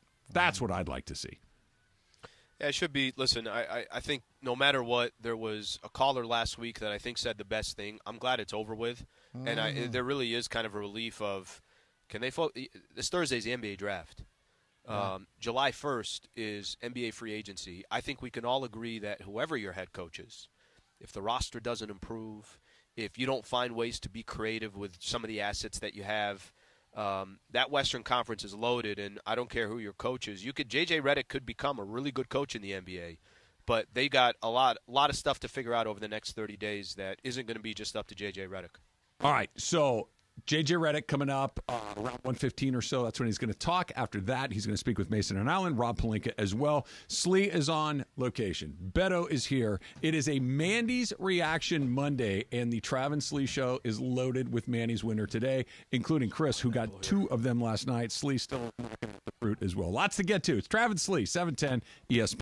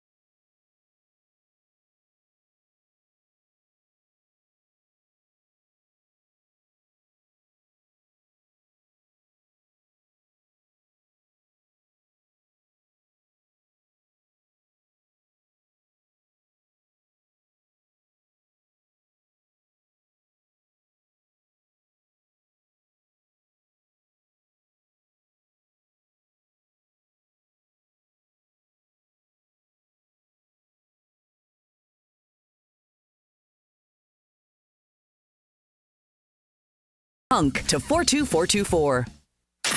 Hey, it's Travis Rogers, Alan Sliwa. Day has the same person dropped off food at your house twice in one day? I don't know. Great question. Travis and Sliwa. On 710 ESPN. Mandy's Reaction Monday is on 11:20 in the Southland.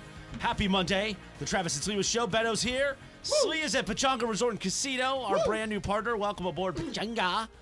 A nice place, beautiful golf course, beautiful place. Here's the thing, the dining over at Pachanga is really, I was there the night, so I had this Rams conference I had to go to, and the Rams hosted it there. Pachanga's a Rams partner, a Lakers partner.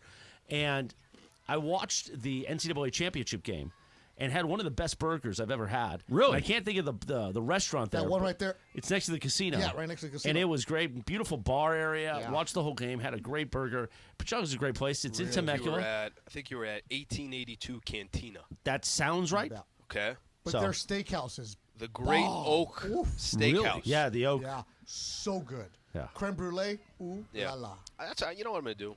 Go to right when I'm done here at the pool, drinking my pina colada. I don't know what time the steakhouse opens, but I'm gonna I want to roll over there and just see, what the setup is, and is it dinner only? If they would take me, at here's the around thing: 1:30 or 2. Chris has mentioned this before. If you want a great burger, any steakhouse has got an You're right about that. unbelievable That's the key. burger. Yeah, that's the key because they literally grind it. They grind the Angus meat. They do grind it.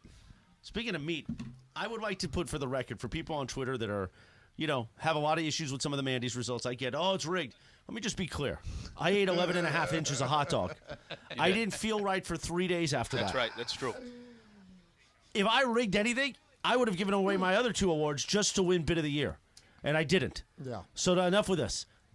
The only person saying it's rigged was me and Trav. No, a lot of Sedano and Cap listeners are not happy, and I understand. So, Slee, in the YouTube chat, somebody's saying that on Reddit, they have the results posted. That somebody posted the results on Reddit. The results of what? Oh, the voting. Oh. Yeah. Oh. Okay. Yeah. Like, how do they get that?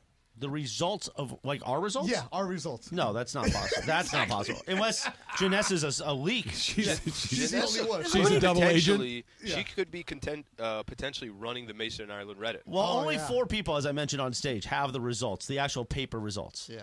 Janessa, who's our marketing manager. Tommy who's Lamb. brand new and doesn't want to get fired. Well, no, she's not brand new. She's been here for a couple of years. She was just doing a different role last year. But she's Tommy Lamb, the chief, what do I call him? The chairman of the Funny Games department. Yep. Producer Jorge, because he's got to make all the video packages. And then the great Nick Yen from Radiate Media that makes the Champagne and Nuts trophies by hand. I don't think any of those are leaking it to Reddit, but maybe there's a Reddit spy in one of their households. They said that they have the results of the amount of votes and how the differences and all that other stuff. Okay. Sounds scientific to me. Well, yeah. Trav and I will be suing the station. Yeah. And by the way, we didn't have anything to do with it. Our office, me and Lindsay's office, is just full of Mandys now. We got tons of Mandys. Greg's office is looking awfully bare. Sparse. Just saying that. You should leave your Mandy on Lindsay's desk. I'm not going to do that. Come on. Emily's more of a silent assassin, right? Like you're not going to openly troll like that. You're I just know gonna, my worth. I know I don't need to flaunt it. I Yeah, haven't right. flaunting it on you YouTube won. right now. You've got it done. You can put it on your mantle and bask in its reflected glory for and the again, next year. the crown is a heavy one to wear. I'm glad to take it from Lindsay for this year, and hopefully I'll get it next year as well. Betto, where are you putting yours? I'm taking it to the barbershop. Oh, okay. I'm going to put it RC's Barbershop in Paramount. Oh, yeah. Right next to the Northgate. This is where I recorded my video. I'm going to leave it there. So if everybody wants to go see it. There you go. I You will can not make a be pilgrimage putting to mine it. anywhere this year. Yeah, you and me both. It will not be making it anywhere. This is the show of the people. This is the trophy of the people. So Should be with the people. It'll be with the people. That's what you said in your video that you didn't want to record. That to be the man of the people, you need to be among the people. And there you were getting a haircut. By the way, you seemed like you were bothered by your barber. You were like kind of swatting him away as he was trying to do I it. noticed that too. Well, yeah, he's trying to do his job. No, I know, but and I'm trying to drink my beer. Your video was what, 30 seconds long, 45? I'll show you the video for the fill-in host because I knew there's no chance I'm winning that one because the Ramona Award. You talk about like, hey guys, thanks a lot, appreciate it. All right. Has anybody has anybody heard from Ramona since Saturday night? Are we good? She in one piece? I actually don't know if I texted her yesterday. She's good. Okay. Slee texted me too. Slee's like the watchdog, making sure all the drunk people got through. I got nothing back from Chris. I'm like, he might still be at conference. No, I thought I responded. No. Oh, really? The circle of I trust. definitely wrote something. I just didn't hit send. Yeah, in the circle of trust, they have anybody check on Chris? Anybody seen Chris? Crickets. Oh, you did. You're right. I didn't hit send. How long did you run it out on Saturday night after we were done with the show? Apparently I was at the post-show thing for 2 hours. I don't remember a lot. I remember getting pulled in a lot of directions for my fans for pictures, which is great, and a lot of partners talked to me. I woke up at 5:15 in the morning on Sunday morning. At Commerce? No. He was in Mexico. Oh, you went home? I was taken home, yes. Okay. The great Jackson Limousine service, by the way. Lynn over there and everybody setting up car service for me on Saturday, which was great. And I woke up, but I had a dream that I was late to the Mandys. So when I woke up, on I was like Sunday morning. I was like, "Oh my God, the Mandys are today!" And then he drove. Then back. you tried to sit up, and you knew that it already happened. No, I looked at my outfit, and I was told at that moment, "No, the Mandys already happened," and I was like, "Okay." And then I changed out of my Mandy's outfit. Which how does the re-entry for Sunday go? Like, obviously, Saturday night's a big night. You got to be here Monday morning for a big morning, and Mandy's reaction Monday. Yeah. How does the wind down and the re-ramp on Sunday go? So I finally felt normal about 2 o'clock in the afternoon. By the way, I had to come up here yesterday. So I was I was on a 3:15 train back up here. What were you doing up here yesterday? Well, we had the team to do all the video. Jorge, Cody, Carlo. And I had dinner with Sam Pines. So Sam Pines was in town. So we had to negotiate for Mandy's 4. Less restrictions. I want more pony dances. Because we do have a contract that says I'm not allowed to do the pony by myself. There has to be somebody else doing it first. That's basically. And Avner Gatt did it. Yeah, Sedano spanked me at one point. Yep. And then Avner Gatt, the great Avner Gatt, came up and presented the one I won for the personality of the year, but he also did the pony with me. Nevertheless, I felt normal about 2 o'clock in the afternoon after 2 gallons of alkaline water, probably 5 packets of electrolytes, and a half a bottle of tequila to chase the hair of the dog. Sure. I desperately needed hair of the dog. Attaboy. At 6 a.m., there were tequila shots flowing, and I was drinking a Budweiser to kind of even back out. And it is true. If you drink too much, that's what you have to do. It's the only thing that will work. I think the only person that said that was somebody who drinks too much. There's no such thing as drinking too much. I don't think anyone else said that other than the person that wanted to wake up and keep drinking. Yeah. I don't know what it is. I mean, maybe it's just that it just kind of takes the edge off of everything. But, like, the hair of the dog method does work. It's the only thing that puts you kind of sort of back to normal. Right. Nothing like you can take your Advils and your Gatorades and your bananas, and it just... it's just not happening. Next year we got to get the Mexican drink Electrolit to sponsor the Sunday after. If we get Electrolit, they will do whatever you need. Your body's going to be like, bam, you can play 18 holes of golf. Electrolit. Not Electrolit. Electrolit. You got to get that version right there. And owner Sam Pines and I, we had dinner downstairs at Soul Agave, a great restaurant here at LA Live that we go to often. And I ordered a Cadillac with Mandala Blanco. And he just looked at me and he goes, "Really?" I go, "Yeah, it's Mandy's weekend." I said, "Tomorrow I'm doing Mandy's Reaction Monday, then I'm taking the rest of the week off, sucker." Where you going? And you don't take a lot of time, so you're shutting it down for a few days. Tomorrow? I am no lit tomorrow. Chris, we'll come to you. I am sitting in a jacuzzi for 2 days, smoking cigars, drinking, and eating carbs. And I'm literally, the only thing I'm doing with my phone the next 2 days is putting on the Sirius XM Yacht Rock channel onto the Bluetooth speaker, and that is it. And that is it. I'm not looking at my phone. When Corporate Greg fights with somebody, I don't want to hear about it. Not your problem for the next couple of days. Look at this. When Sedano yells, when Sedano yells about something, I don't want to hear about it. I don't want to hear about it. Trav, I got shrimp ceviche. I'm just letting you know, bro. Just letting you know. Look at Give you a that. heads up. That's a very terrifying photo, So, Chris. well, I don't get it. This is from Dan Wynn. He just posted it on Twitter, and apparently, when you mentioned your water polo career, earlier, now I get it. Yes. I asked if you wore the uniform. Listen, my brain is still not working right. Okay? Clearly. And this is more like a uniform I would wear. Oh, so. wow. With the Laker I don't tattoo. know how you did it, Chris. Well, let me see the Laker tattoo. I didn't notice that. Turn that around, Chris.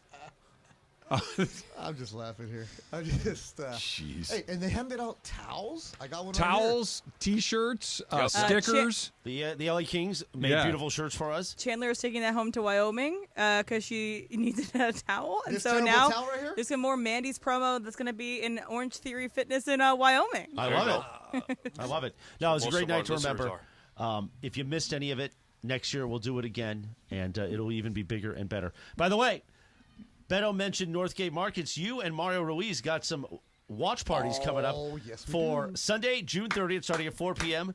Mexico versus Ecuador. Monday, July 1st, starting at 5 p.m. USA versus Uruguay at of course, the Mercado Gonzalez Northgate Market, Costa Mesa, 2300 Harbor Boulevard in Costa Mesa. Make plans on Sunday, June 30th and Monday, July 1st to hang out with the Cisco Kid, Betto Duran, and the great Mario Ruiz. And if it looks like Travis now. Yeah, that's not Mercado far. Northgate. It's not far. No. It's not far. Mexico game. What's the date again, Chris? Sunday, June 30th. Trav, you love soccer. And no. And Monday, July 1st. And Güero Travis. We got you. We'll go do the food tour in the Mercado. There's some moving parts. Here's the We thing, can talk. We're doing We can a lot talk. of stuff in Northgate Just over the move next few them. months. Or All right. Monday. Okay, moving parts. we'll figure it out one way or the other. Yeah. Factor Cap is coming up next. It's Trav and Sliwa, 710 ESPN. And Al, Yo. just because you are not in the studio doesn't mean that we don't get to talk about Prize Picks right now. Over 5 million active Prize Picks members, including one that I'm looking at right across the desk here right now. For instance, Stanley Cup, Game 7 of the Stanley Cup Final tonight. Why not get that Prize Picks app on your phone? Why not look at the projections and pick more or less on 2 to 6 players? You can do the hockey tonight. Of course, there's always baseball. There's basketball, women's basketball right now. Basically, anything you want, you've got it at Prize Picks. Let's stay with the WNBA here for a quick second. How exciting all of a sudden is the WNBA? Caitlin Clark and Angel Reese yesterday. That was fantastic. Putting up big numbers. You can watch games. It doesn't matter. Major League Baseball fan. Doesn't have to be your team. Dodgers aren't playing. It doesn't matter. There's other games that you could pick. Obviously, I just mentioned the WNBA.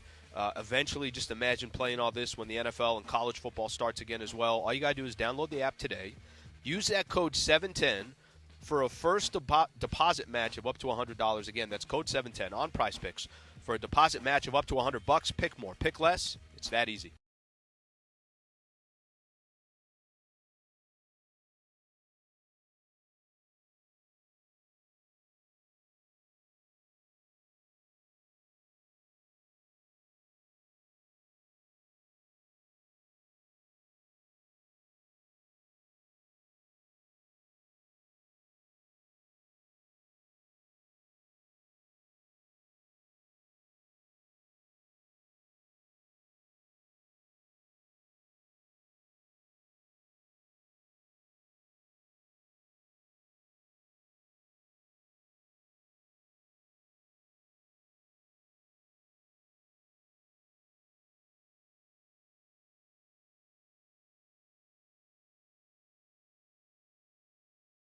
There's nothing like NHL hockey, LA Kings hockey on 710 ESPN. Welcome to the family. Brand new partnership. We're excited to have the Kings right here, the home of the Los Angeles Kings.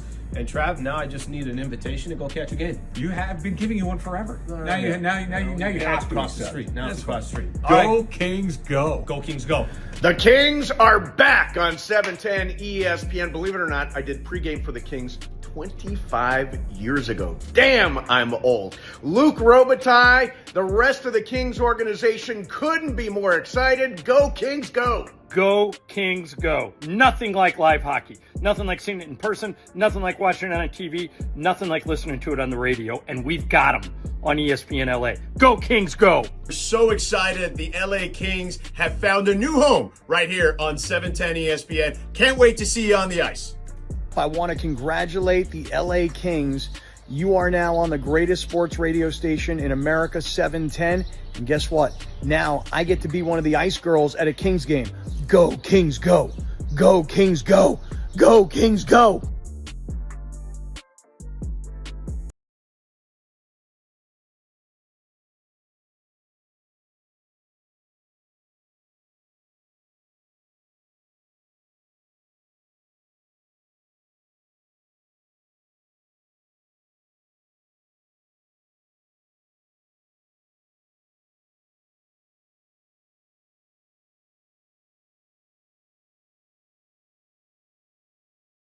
Travis and Sliwa. We're here each weekday, 10 a.m. to 1 p.m., and it's time for Factor Cap. Oh, that's Cap. That's so Cap, Dad. Everything I've said is a cap, but I'm going to go back. First of all, it's not a cap. It's no, it just is a cap. Welcome to Factor Cap. Hi, guys. Aloha. Hi, Em. Congratulations. Producer Aloha. of the year. Welcome to the award-losing segment of Factor Cap. Presented by the award-winning producer, right? And if you missed the other award-losing segment, that was at 10:45 with Ashley. This is, I want to do another Travis's old joke. Travis is so old. How old am I? He remembered when Old Navy was just Navy. These are all just basically repurposed Yo Mama jokes, and I love it for it. You did 3 minutes of this? Yeah, I did like 30 minutes. She did 30. Like a minute and a half. I got cut off because no one liked it. No, that's not true. I think the first one went over well. Yeah. So I was watching House of the Dragon last night. I know you guys don't watch House of the Dragon, but I have found a new #1 most hated person for Emily Hebel, and it's Sir Kristen Cole. If you have one hater, it's me. If you have 0 haters, I'm dead. Kristen Cole, you're on my list. All right, but that being said, in the press for the series, people do a bunch of different things. There's one that does they sit with puppies. They sit with puppies and they talk about cute stuff, whatever. So, guy actually who plays Kristen Cole, his name's Fabian, and he is talking about how he lives in Philly right now, and he's living in Philly right now, and how he had a Philly cheesesteak. Keep in mind, people in this room are all British. They're all people that don't really come to America often and are British. So he was talking about American foods and how he loves Philly cheesesteaks. So this is their conversation about Philly cheesesteaks. Angelo's is my favorite cheesesteak that I've had. I really don't want to sin in Philadelphia. Can I ask something that will seem dumb? What is a cheesesteak? So it's a baguette. It's a piece of baguette. It's a baguette? It's a baguette bread. Are you joking? No. Is that real? It is. It's like a kind of baguette, isn't it? It's a bread? But the What's Angelo's that? ones... I thought we were talking about a They steak. call them hoagies. It's like a hot dog. Hoagies. It's like a sort of a bunch of meat and cheese in a sort of baguette. God, I'm so glad I asked. I thought You thought it was just a kind of type I thought of it was a steak. steak with some cheese on it, maybe. Right. I can't picture what you're describing, but. So, again, to British people who have no idea what Philly cheesesteak is, they're thinking it's just like a form of steak with cheese on it, which might be existing in America. Who knows? So this is a just confusion. This is a justified reason to be confused. Travis, Factor Cap. Cap. Who's the guy that started to explain this? Fabian. Fabian blew it from the very beginning because the explanation is... When the woman asked him, what's a cheesesteak? The answer is, it's a type of sandwich. And then you go into the explanation of what it is. Because half the time they're talking about, it's a loaf of bread. Yeah, it's a like a type of baguette. bread. And then by the end, you can still tell she has no idea. The word sandwich was never spoken out loud. At some point somewhere, somebody had to say the word sandwich. Chris, are you going to answer this one? No, I'm dealing with something right now. All I right, apologize. I'm going to go to Betto. Fact. Because I didn't even know what a Philly cheesesteak was as a kid. Oh. And I didn't know what it was as an adult. And Jorge's looking at me like, yep. And when I did go the first times, I went to Gino's and Pat's. I was working a fight in Philadelphia. They took me there, and I looked at it. I mean, as I got older, I'm watching TV. I realized what it was a sandwich. But I got there, I'm like, dude, this is a bolillo. This is what it was. It's steak in a bolillo, and that's what it is. It's cheese, and cebolla. They're good. They're good. I like them. They're salty. They're good. But I like Angelo's better than Gino or Pat's. All right, so Philadelphia correspondent Slee, what do you think? Yeah. Okay, so Cap, I'm going to go with Trav, what just said. The other guy did have it. He just didn't properly explain it. If he hadn't had it before, I get it. Maybe they're thinking, the hell these people do? They put cheddar cheese on a filet mignon? What the hell are they talking about? But I think the fact that the other dude had the sandwich, and that's how you would start by explaining it. Okay, what is it? It's a sandwich. All right, tell me a little bit more about the sandwich. What kind of bread is it? It's Italian bread. But if you're unfamiliar with what it is, and someone says, what is it? The first thing you have to say is, it's a sandwich. Yeah. That would have helped. Because that's the foundation. Jorge, right? We grew up with tortillas, bro. We didn't have... And tortas. How do you explain a torta? Yeah. It's a sandwich. It's a baguette. It's a baguette. If somebody said, what's a torta? You don't say, well, it's kind of like a sandwich. What you say is, it's a sandwich. And then you explain what's in the sandwich. I can't even explain what a bolillo is. I don't know. It's that little roll with the points at the end. They're very good. I don't know how to say Do we call that a dinner roll? Do we call that a roll? What do we call that? I don't know, but I need to order a Philly cheesesteak to get delivered. Jorge, what do you think? No, I'm with Travis. The fact that you didn't say sandwich, but then at the same time, Betto, growing up, look, You guys are gonna knock me for this, but I don't care. I agree with you. The first Philly sandwich I had was from a place called Charlie's at the food court when I was in high school or something. Yeah. You know, and that was like my first, like, oh, this is cool. And then later you find out there's better ones, and you try to get those. It's a bit overrated, quite frankly. Yeah. It's a huge mess. It's good, but it's not like the must-have thing. It's a giant mess. It makes you feel like you know what. It's It's a way too tourist much. spot in Geno's right there. That's it. All right, so both based off of my little set that I did on Saturday that was not that funny, but was funny to me, and then also me and Andy share back these tweets. And again, they're like very inside jokey, but they're very lame. Like, it's the same joke every time, but it's super lame, but it's really funny and gets us every time. So there is a joke that's lame that gets you every time. Chris, Factor Cap. So there is a guy that I run into. Fact, by the way. There's a guy I run into on the train often. And a lot of times, days I'm staying here at East Central, I'm bringing my suitcase. Like, I have a backpack and another bag on top of the suitcase. Like, I pack heavy. And he always does the, you take a lot of your work home with you, huh? Every time. And originally, I kind of just glared at him. I'm like, really, dude? And now I laugh. I'm like, you know what? Friendly face on the train. You got me. He's making the same joke. Yeah, I take a lot of it home, man. Do you ever beat him with a punch? No, because that's his moment. Yeah, but you gotta see if you can get a little rat-a-tat-tat and then I learned going he's with the that guy. The conductor comes with the tickets. Oh, hold on, I don't know if I bought it yet for today. It's like, all right, bro. I actually make those kind of stupid jokes. And, We all do. We all do. And it's always when you get the because I always pay everywhere I go, right? When there's somebody younger, I'm like, man, who ordered the water? You know, it's like, oh, okay, I got this, but who ordered the water? The dad jokes. Yeah, I'm 45. Yeah, I get it. Trav, what do you think? Yeah, I think we all have a soft spot for a stupid joke. You working hard or hardly working. It's so stupid, but it's literally it's like, yeah, okay, good one, dude. But it can't help but make you give that, at least nothing else, a courtesy chuckle. Yeah, and then someone's like, it's like a manhood joke or it's a fart joke, and that also gets it going. What do you think? In fact, I think the some jokes that are just naturally you're like, oh my gosh, that was great. The ones that have like kind of a silent, awkward to it is like, I don't even know if that's kind of funny. That's what makes it funny. So I think some of those dad jokes that we're talking about, I go fact on this. I'll take some lame jokes. Jorge? So, you know, you get this one, Betto, we're Mexican. When somebody in our family is doing good, damn, fool must be nice. Oh, look at you. It must be nice. You know?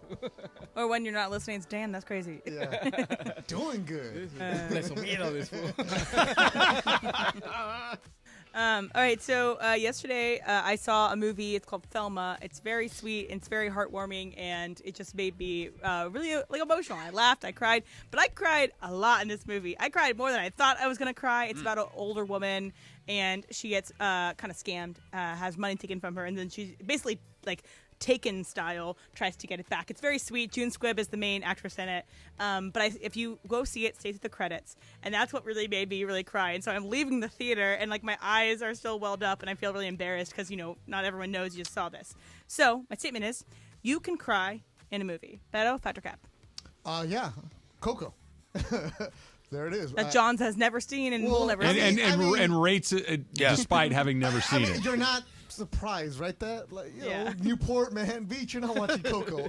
But no, I will emotionally cry at movies all the time. A good sports movie will make me cry like no other, man. Not that one. Not Rudy. Not Rudy. Never. I'm with you, Jorge. No. Jorge, what a great movie. Like last night, Slapshot, when I was watching that, old time hockey. You were watching Slapshot last night? I've been watching it because it's on Netflix. I've been watching it every single night. Oh, yeah. Al, what do you think? Cap, I gotta take me to the movie. Tell me which one to go see. I need to show some more emotion. You can get like choked up, but not actually cry. I like what you said that you were. It's like when you were a kid, you're like hyperventilating because you couldn't get ice cream or something like that. I almost see you walking out of the movie like that. Cap for me. I'm probably not crying in the movie. I cry at most movies. I'm a crier, but also it's Thelma and Iron Claw are the most I've cried recently. She was bawling during Dune 2. Yeah. Yeah. I mean, I've never sobbed.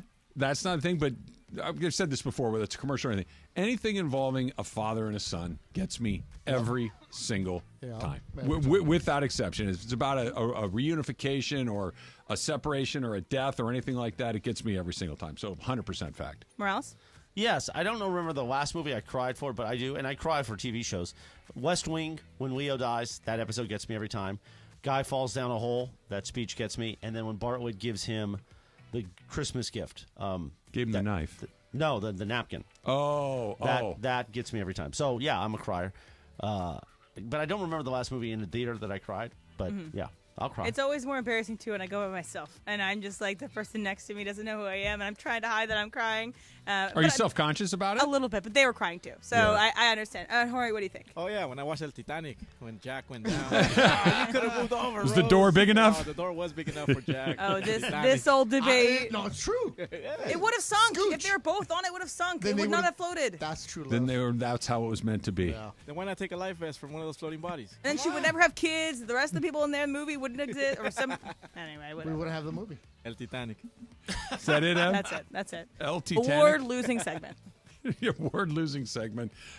For now, right? Award-nominated segment. We should always start. You should start your campaign right now. They say that once you've been elected, you have to immediately start fundraising and going forward. So you should start your campaign right now. And speaking of crying in movies and things, I definitely was crying seeing John Ferris up there. He's a man. Really, it just was so great to see him. I'm excited to see him, and I want to see him next year. Absolutely. Chris, your story, too. Your story of first Mandy's getting a chance to see him at the elevator and everything else, how he kind of calmed your nerves down. That's great. The entire story was we're a big fan of his, and it's great to hear that he's doing okay. So for context, John Ferris, who's one of our P1 listeners, we presented 2 listener-based awards. Listener Choice Award, which is a written award by the other listeners who voted. And the great Chris Ward from the Green Cross won that one. Fan of the Year, we make the decision internally. Last year, Crypto Ray won. The first year was Sliwa's Murphy Bed. Yeah, Raul, who then disappeared after that award. But I hope Raul's doing well. Nevertheless, on Mandys 3, we presented it to John Ferris, who's a great fan and has been battling cancer the last year. So we are very positive for John. He looks great. And we are ecstatic for the moment a year from now that he then presents the Fan of the Year award at Mandys 4 to somebody else. So best of luck, John. We love you. I'm glad we had that moment with you on stage. It was great to meet your wife. There's a great picture of my dad and I with his wife. And it was a beautiful moment. So thank you for being there, John. John said something very funny when he was on stage talking about how, I wanted to be there for 25th anniversary for his wife. He wanted to be on stage at Mandys 3 to get a chance to go to Mandys 3. And he also said, and I wanted my hair to grow back in time to do this. And when I saw John, I was thinking, when the first thing I saw him, because I knew he was going through treatment, and we all know that hair loss is often a side effect of the treatments. I saw him, and my first thought, John, hand to God, the truth was, oh my gosh, John never lost his hair. You looked terrific. You looked absolutely wonderful. It was great to get the chance to see you. Look forward to seeing you at the next one as well. It is the midpoint of the baseball season, and there's really only one thing left I need to see at Dodger Stadium for the next 83 games. That's coming up next. It's Travis Lee. Betto's in as well on a Mandy's Reaction Monday on 710.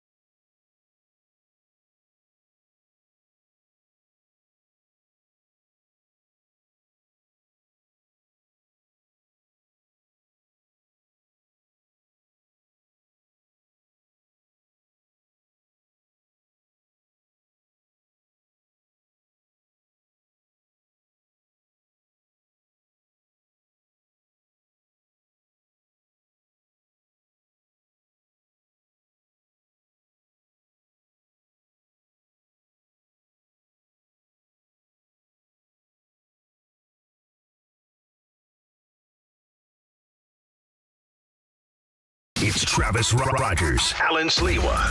Travis and Sliwa. But do you think it's the right move? Do you think it's the right strategy? No. Live from LA Live on 710 ESPN. Yes, 10 minutes in front of 12 o'clock on a Mandy's Reaction Monday on the Travis and Sliwa Show on 710. This song got played at the Mandy Awards. Nice. When was it? When Unsung Hero was. When Stephanie came up. Stephanie Alexander, who presented the Unsung Hero to Pepe Montilla, by the way. Oh, Congratulations nice. to Pepe getting a Mandy's trophy. And the place I know went wild when we played the Focus and the horse. Funny. The horse. Everybody got excited with that. The horse. Congratulations to Pepe. He brings us so much joy and get paid so little. Zero. The horse. We love Pepe for his contributions. Incredible. Congratulations to Pepe. Did Pepe take a shot at Tequila Mandala with me? I don't. Probably not. No, I think everybody else did. I don't think Pepe so. don't drink. Oh, he doesn't? No. Yeah. right, I didn't see him do it. No, but the Pepe, the extra añejo, the beautiful extra añejo bottle from Tequila Mandala got spread around quite a bit on stage. Thank you to Tequila Mandala. The owners were there. Of course, we talk about the Cartosian brothers quite often at this radio station, and Betto Ibarra and the great Heidi Wild and all their partners that were there, and everybody was enjoying the Mandala, as they always do. So thank you to Tequila Mandala, proud sponsor of the Best Segment Award, and, of course, part of Mandy's 3. We hope they'll be part of Mandy's 4. Oh, my God. All the results, all the highlights. We've got more content all week long, of course, at ESPN Los Angeles, on Twitter, Instagram, Facebook, I'm sure, and on YouTube. What a night it was Saturday night at the Commerce Casino. It was fantastic. From the moment we got there, we're lined up, Betto. Got to take a million different pictures with all the listeners. It was terrific. The show, the room. Chris, we were talking about this before we came on the air today, that up on the stage, the room, the tent, the room we're in, it's a big room. Right. You couldn't even see all the way to the back. Yeah, That's how it's big huge. it was. And then it was filled up and it was ready to go. It was a terrific night. I'm looking at some of these people tweeting about John Ferris right here. This is wonderful. This warms my heart. And it's just, it's really nice to see. John, we love you. We're thinking about you, and keep doing the fighting the good fight. Here's what I need to see at Dodger Stadium for the next, so we're halfway home, 81 to have, so about 40 some odd home games.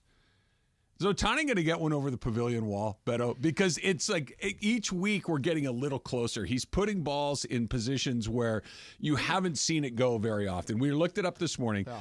Only 4 guys have put a ball out of Dodger Stadium. Willie Stargell did it twice, of all things. Piazza did it, Stanton did it, and that's everybody, right? And McGuire. And McGuire did it as well. Where he's hitting the ball now, it's to parts of the ballpark where you never see the baseball go. It's getting hotter.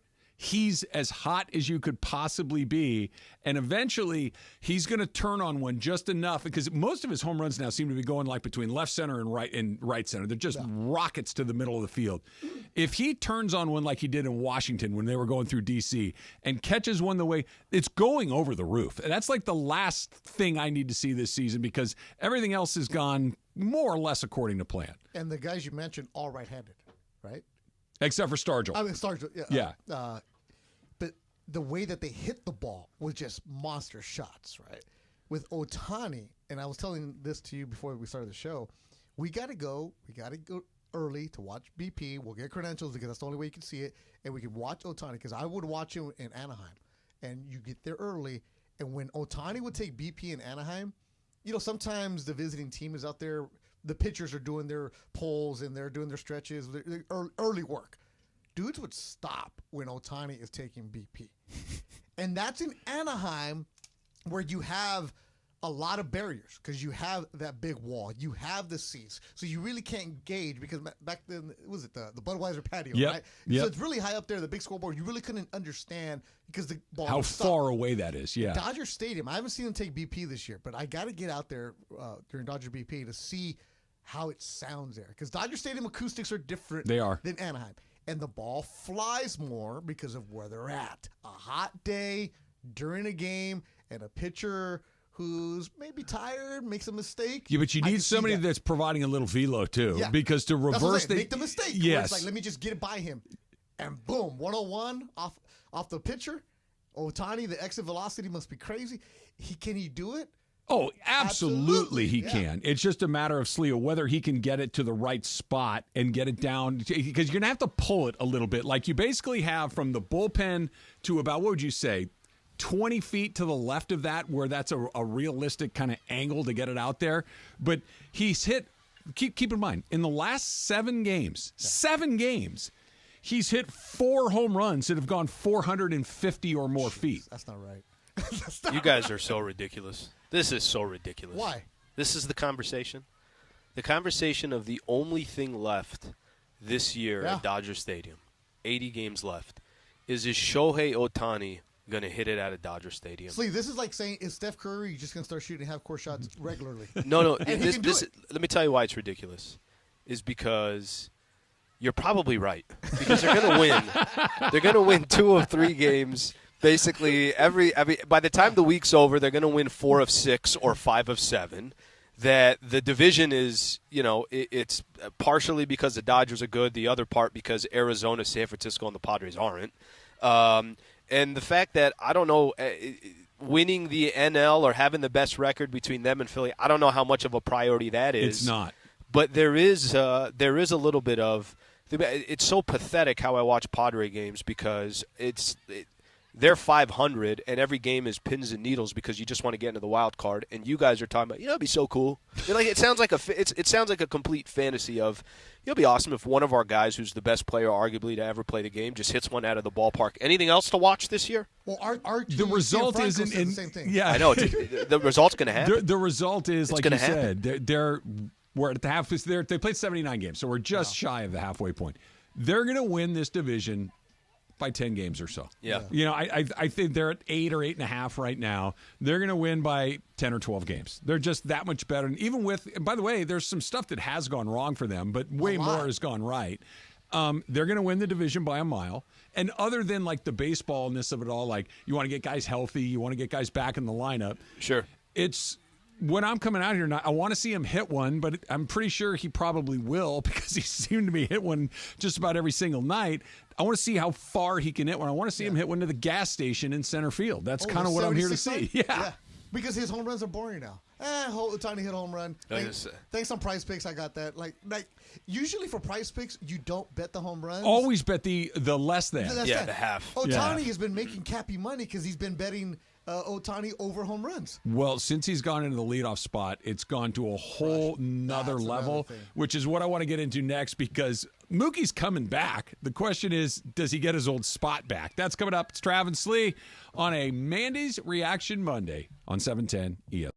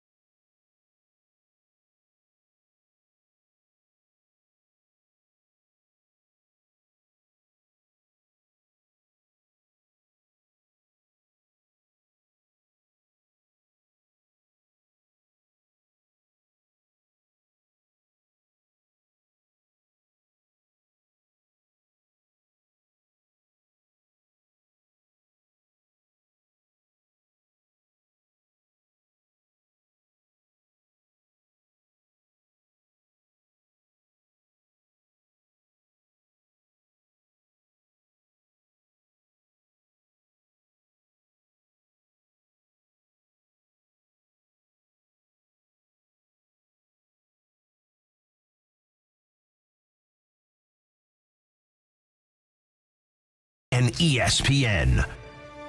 The winner for Producer of the Year is Producer Emily. What a moment. Saturday night at the Commerce Casino, 12 o'clock in the Southland. On a Mandy's Reaction Monday, we're all over everything from Saturday night that went down. And yes, Producer Emily wins Producer of the Year. You heard the voice there of Kevin Rivas from George Chevrolet. He was sitting in for the great John Good, the general manager. Kevin is I think a sales manager too. I forgot what he said, but he works over there, and I think he said something else. He said something else, right? You said that he's the GM's bitch, I believe. Is Is that what he said? Yes. Well, that's that was said. That was said. I think Trav wrote it down. Thank you, Kevin, and thank you for everybody at George Chevrolet, proud sponsors here at 710 ESPN, and for the Mandy Awards, giving out Producer of the Year award. The great George Chevrolet. It's fine. The great George Chevrolet, with a lot of the vehicles were out front when people made their entrance. It was beautiful. I saw Crypto Ray and Casper Villa did a video that we posted on our ESPN LA platform, so that's great. Thank you to George Chevrolet and all the partners helping make Mandys 3 possible. We're already planning Mandys 4. Get ready, because it's going to be another party. It's also going to be a party at the UCLA Health Center, the Lakers practice facility this afternoon. Mason and Ireland will be broadcasting live starting at 1 o'clock, after Supercross Talk. 1:30, the JJ Redick press conference. We will bring you the audio live right here on 710 ESPN. And then JJ and Rob Pelinka will join Mason and Ireland today. And don't forget, Sedano and Cap this afternoon. We'll react to the Mandys. You going to make it to the end of the line? Well, I'm talking to Jorge about lunch options. I think the carne asada fries you were talking about that you got yesterday. Yeah. I might need some of those. Oh, that's going to put you to sleep. It might, though. You need somebody East Coast, man. You know what I need? Right I think during Super Crosstalk, which I'm usually not on the air for, I might run down to the bar, grab a pop, and come back. Re-energize? Let me look at my schedule. Yes. No, you're here till 1:12 today. No. What do you mean, no? No, because Ireland doesn't like 5 people on crosstalk. Yeah, but 1, no, 2, that's not 3, true. 4. That's not true. Emily 6, Jorge 7, bye. No, Beto, you're good. Beto, you could stay. No, here's what it is. That's not what John doesn't like. What Ireland does not like is 5 people in this room. Al's not here. Al's in Pachanga. Guys, no. I saw, it's funny. So the imaging coming in was, have you ever had the same person deliver food to you twice in one day, the one that runs? I've seen somebody come and drop something off at your location, Slee, like 10 different times today. Relax over there. That's my business. Slee is live from Pachanga Resort Casino, our proud new partner here at 710 ESPN. So Slee's taking in a Monday, a Mandy's Reaction Monday in heaven down to Pachanga. Yeah.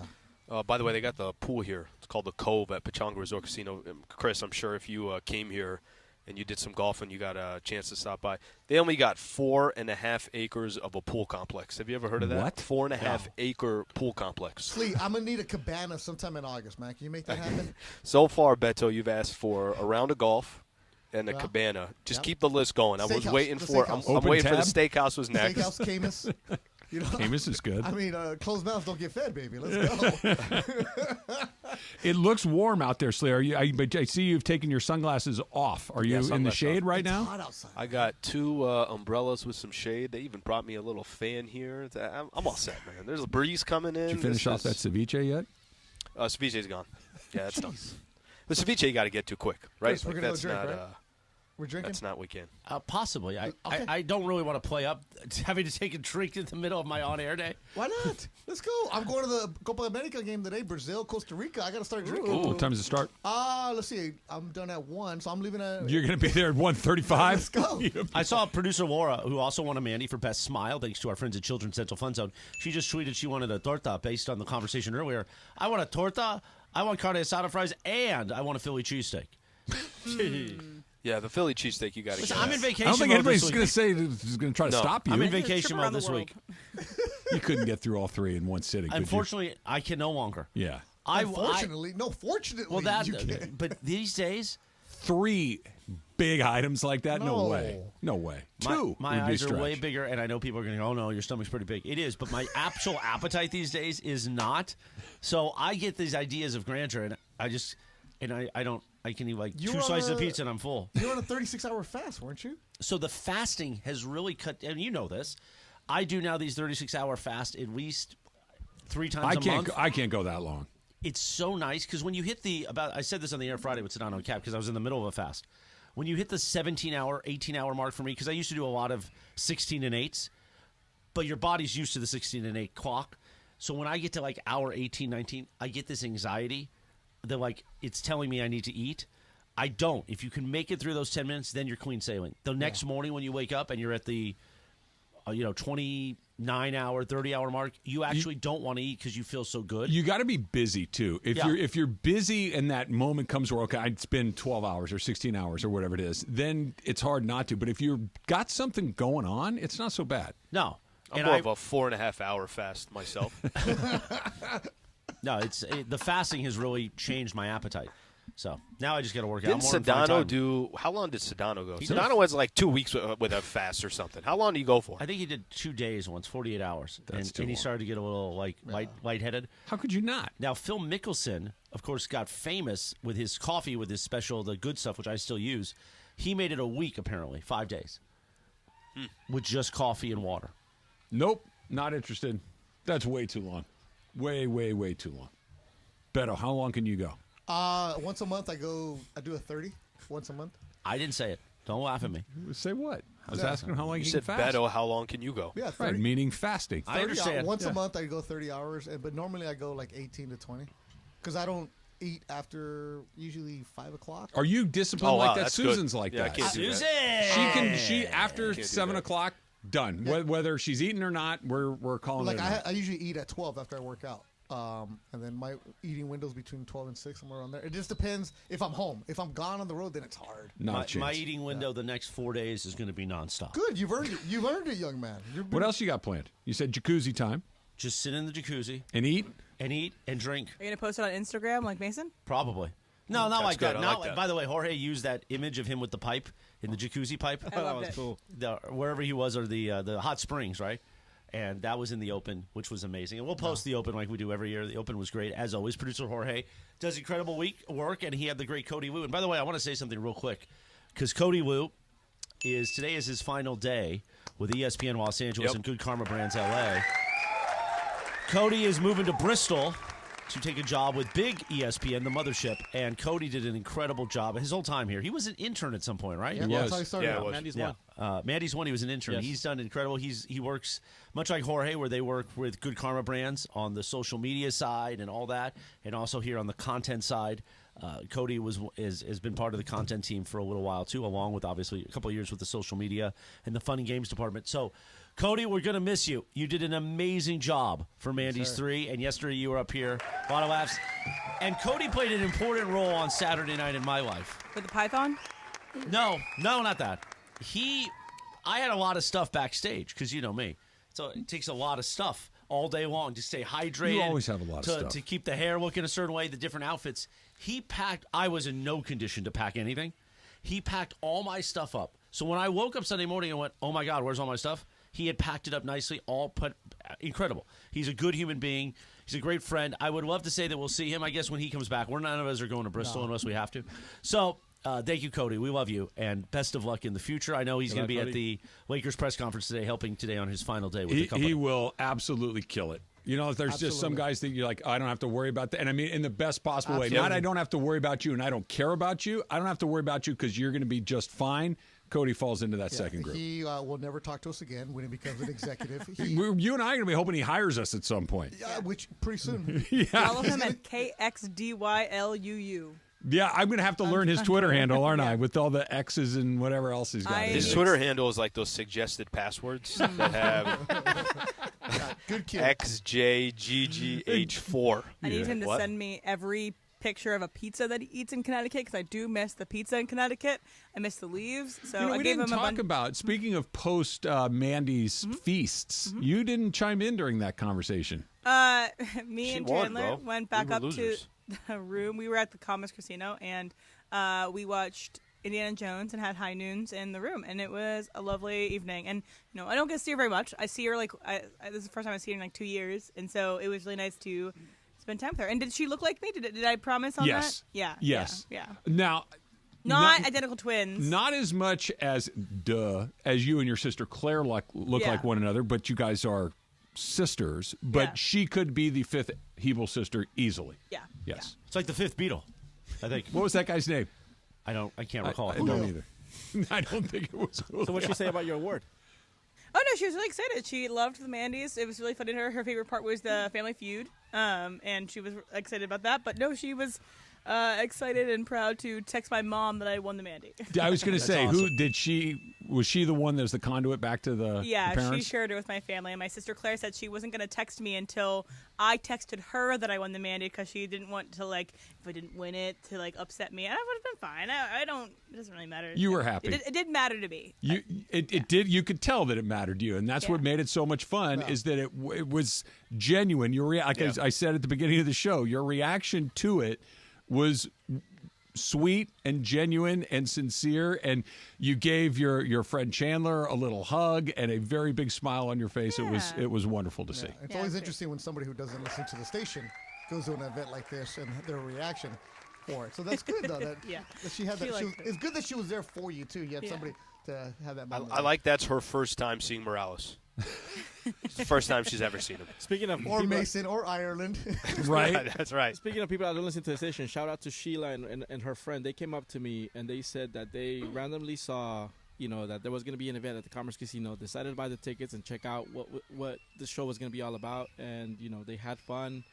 They were excited about the drinks and the dinner. And for somebody that doesn't listen, when I pointed out, Travis, and then John as the voice of the, he pregame and post for the Rams, and we do the Rams, and then John is the Lakers guy. They're like, oh, my grandson loves the Lakers. I shoot about my grandson. So the fact that there's people out there, you were getting new fans and new listeners, that's a plus as well. So I got a quick question for you. Yeah. Everything okay there? I don't know if she's trying to go down the slide. I don't know what was going on. I didn't want to say anything, right? I was looking around. I was looking around. I'm saying to myself, I'm like, does anybody else hear this? I had the headphones on. I'm like, they got squeals of enjoyment. Like you can tell that kid's having a good time. In front of me is the adult pool. To my left is the kids pool.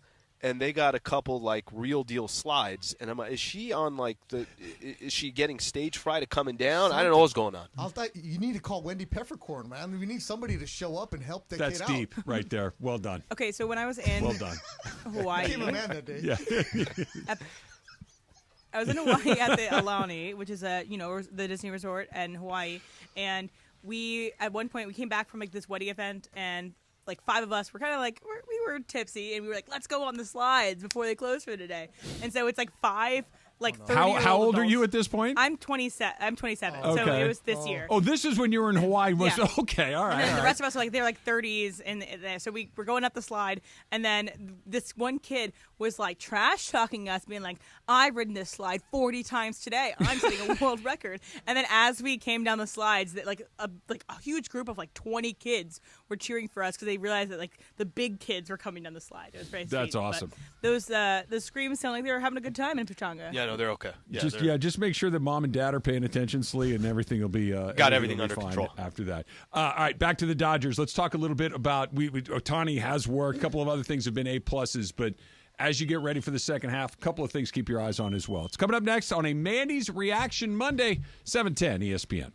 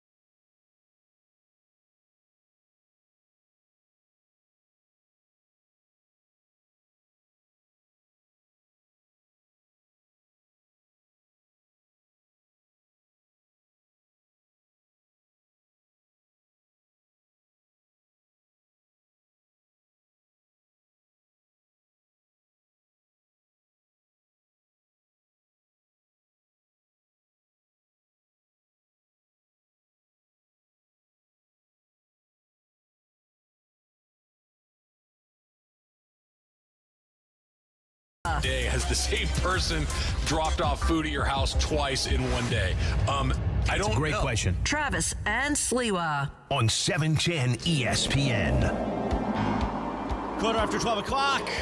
This was the song that Cappy and I hit the stage with Saturday night at the Commerce Casino. Oh. Still got it. I might be dehydrated still from Saturday night, but I still got the moves, sucker. Man, I need some alkaline water and some alcohol. Desperately. Together or separately? Together. Just water. No, not vodka. Oh. I'm not a huge vodka. I love Tito's vodka once in a while, but I'm just not a huge vodka guy. Yachtley Crew, Mandy's 4? Correct. Yes. All right, let me go to my locker. I'll be right back. We also might bring Tiana Legacy back, too, to perform, because they were amazing, and they... So the story, actually, I'll tell the story in a little bit about Tiana Legacy and the tribute they're getting today in the city of Los Angeles. I'll tell that next segment. Nice. Cool. So, Sleaze at Pachanga, you can hear what we call nat sound in the background. You just hear the splash, the light splashing of pool. And the Children, joyous shouts of children. Yes, the joyous shouts of children who are at Pachanga Resort and Casino on a Monday afternoon. When you have 4.5-acre pool complex, okay, you have 4 pools, 3 hot tubs, 2 twisty water slides at the family pool, you're going to hear some screaming from the kids. They got a lazy river, Slee? No lazy river. No? Okay. No lazy river. But they got 2 water slides. They got 2 water slides, and I'm sure, let's just say, those swim-up bars, let's say it's pretty busy. Let's just say this Monday, whatever these people do for an occupation and a living, they're doing well. they're taking care of it. It's summer break now for the kids. Done well for themselves. The kids are there. The parents are wine tasting. They're having a good old time. Yeah, there is a lot of wine tasting out that way. Absolutely. That's It's right. immaculate. That's right. Yeah, there's nothing but. My friend. You can't turn around and not have a good time out there. So, Slee, I need golf, steak, pool, and a wine tasting. And wine tasting. I got you, Betto. I'm writing it all down. The man. That is one of the best days that you can have. Is that just whether it's in Temecula, Santa Barbara, Napa, wherever it may be, that hop on a bus for the day and have a little half a glass of wine at 14 different places. That's a pretty good day. Let's go. Yeah, that's not San bad at Ynez all. Valley, let's go. Not bad at all. All right, so here's what's gone exactly right for the Dodgers through the first half of the season. These are the 3 things that I think not only have been as expected, better than expected. Shohei Ohtani has been better than advertised. He has been the MVP of the National League through the first half of the season. Tyler Glasnow has been brilliant. Baller. Not just good, but absolutely brilliant. He looked great again on Saturday against the Angels. Teoscar Hernandez has been probably the most consistent Dodger throughout the season. Maybe not the best because that's Shohei or Mookie, but certainly the most consistent. And for the price that they got him at, which I'm going by memory here, I think it's about $20 million. Change, yeah. 1 year, yeah. He loves being here. You can tell. And he brings depth to the lineup, and he brings a lightness that really has not been there. Mookie, Freddie, and Ohtani are all pretty serious guys. And Will Smith's a super serious guy. Max Muncy is a serious guy. Teoscar has a lightness that they really need. And he, once that signing happened, I remember you I don't know if people understand this because you're looking at the names of Shohei, you're looking at the names of Yamamoto, you're looking at Glasnow, you're looking at some of these other names. Trav, you're the one that kept mentioning, you're like, this dude's an all-star. He's an all-star. Don't forget when he gets into this lineup, this roster, this much protection, wherever you put him in the order, however it is, some of the biggest highlights that the Dodgers have had has been with Teoscar at the plate this year. He's in a part in the lineup too, Betto, where you're going to have to pitch to him a lot because Freddie, Mookie, Shohei, Will Smith, Max Muncy, whoever, they're on base a lot, and there's no place to put him. One of the things we've talked about the Dodgers the last couple of seasons is not how talented they are. It's how come they don't have it in the clubhouse to get them. Like, they didn't have enough dog in them the last couple of years. They were a front-running team that when the going gets tough, how are you going to react? Teoscar, when you've been in Seattle, when you've been in Toronto, and you have a chance to be in L.A. and shine, one of the first things he did, he went to a Laker game. Yeah. And he was there. He went to a couple Laker games. So Teoscar is the guy who's like, all right, I know what you can do here. I've been in places where we weren't going to win. Make sure we can bridge this. Because he's bilingual, he can go and work the clubhouse in ways that other guys can't. He can bring that lightheartedness. He can also get into somebody if they need to be, and he can deflect a lot of different things, which is what the Dodgers haven't had the last couple of years, those veteran kind of moxie guys that can bridge gaps, that can help you out and make sure that, hey, you know what? You're a billionaire, but some of us poor guys, yeah, at $20 relative, million, hey, we need you to step it up too. You know what it is too, and he's not. And I'm not pointing the finger at anybody specifically. Okay, he's not a clown. He's not a guy that's out there goofing around. He's a guy that's out there playing at a really high level, that's taking it very seriously, but also has a light presence. And because he's like, it's one thing to be the guy that says the goofy thing or does the goofy thing, but if you can't play, I don't. You're a carnival act. I don't care about this. But if you're the guy that's starting the sunflower seed shower and you have 20 home runs, let's go. And you're respected, right? Because you can go and do all those other things, Slee. At the end of the day, you're the guy at the end of the bench waving the towel, and that's cool. But don't come at me when it's tough. Yeah, he's got that authenticity to him as well. So, okay, so there, Teoscar. That's the good. Okay. Teoscar, Ohtani, Glasnow, all above expectations. Here's the biggest letdown of the first half of the season. The biggest one? The biggest. I think this is the number one thing. Injuries aside, which we'll get to in a second. Walker Buehler has been 100% ineffective. That after a 2-year absence and him, we thought he was getting close to coming back to the team towards the end of last season, and it seemed like a bridge too far. But here you are, the halfway point, over 2 years of rehab and working hard. And it's not like a lack of effort. Everybody knows he's running. He's just not missing bats. He's not getting guys out. He's getting hit really hard. Now he's on the IL. He's got the hip thing. I'm sure they're going to try to work through some stuff, but they really need him because of the injuries that we'll talk about in a second. They really needed him to rejoin that rotation in some sort of capacity that was something other than, I don't know. If he could have been a third or a fourth guy, ideally maybe a second guy, but that he's nowhere, that is by far the biggest disappointment of the first half. I think, Trev, it's interesting the way you set it up because before the season started, I don't know how much was going to be on Buehler's back.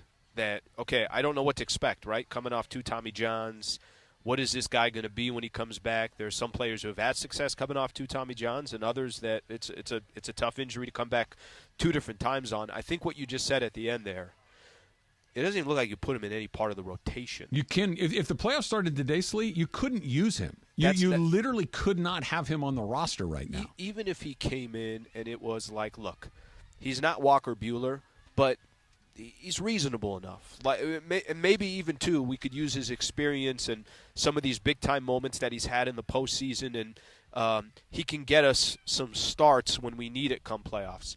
The problem is, like you just said, if the playoffs start today, I don't see Walker Buehler anywhere around, and that's got to be an incredibly tough pill to swallow for him for how much success that he's had in his career. And this goes to show the depth the Dodgers have done. Yep, getting guys to the big leagues that can contribute and finding somebody to plug a hole whenever you need it. Because if Walker Buehler is on any team besides the Dodgers, your season you're dead in the water. Done. If he was with the Padres, you're like, oh man, there's our number 2 guy. The Dodgers, okay, so he doesn't play in the playoffs for us. Okay, Walker Buehler, I was really bullish on him when he came back. I'm like, oh, okay, because he always does something to figure things out. He's tough. But you said it, the second TJ, the rehab, the wear and tear. I thought they should have maybe kept him down in the minors a little bit longer to work through things, but he was in the big leagues because they needed him out of necessity.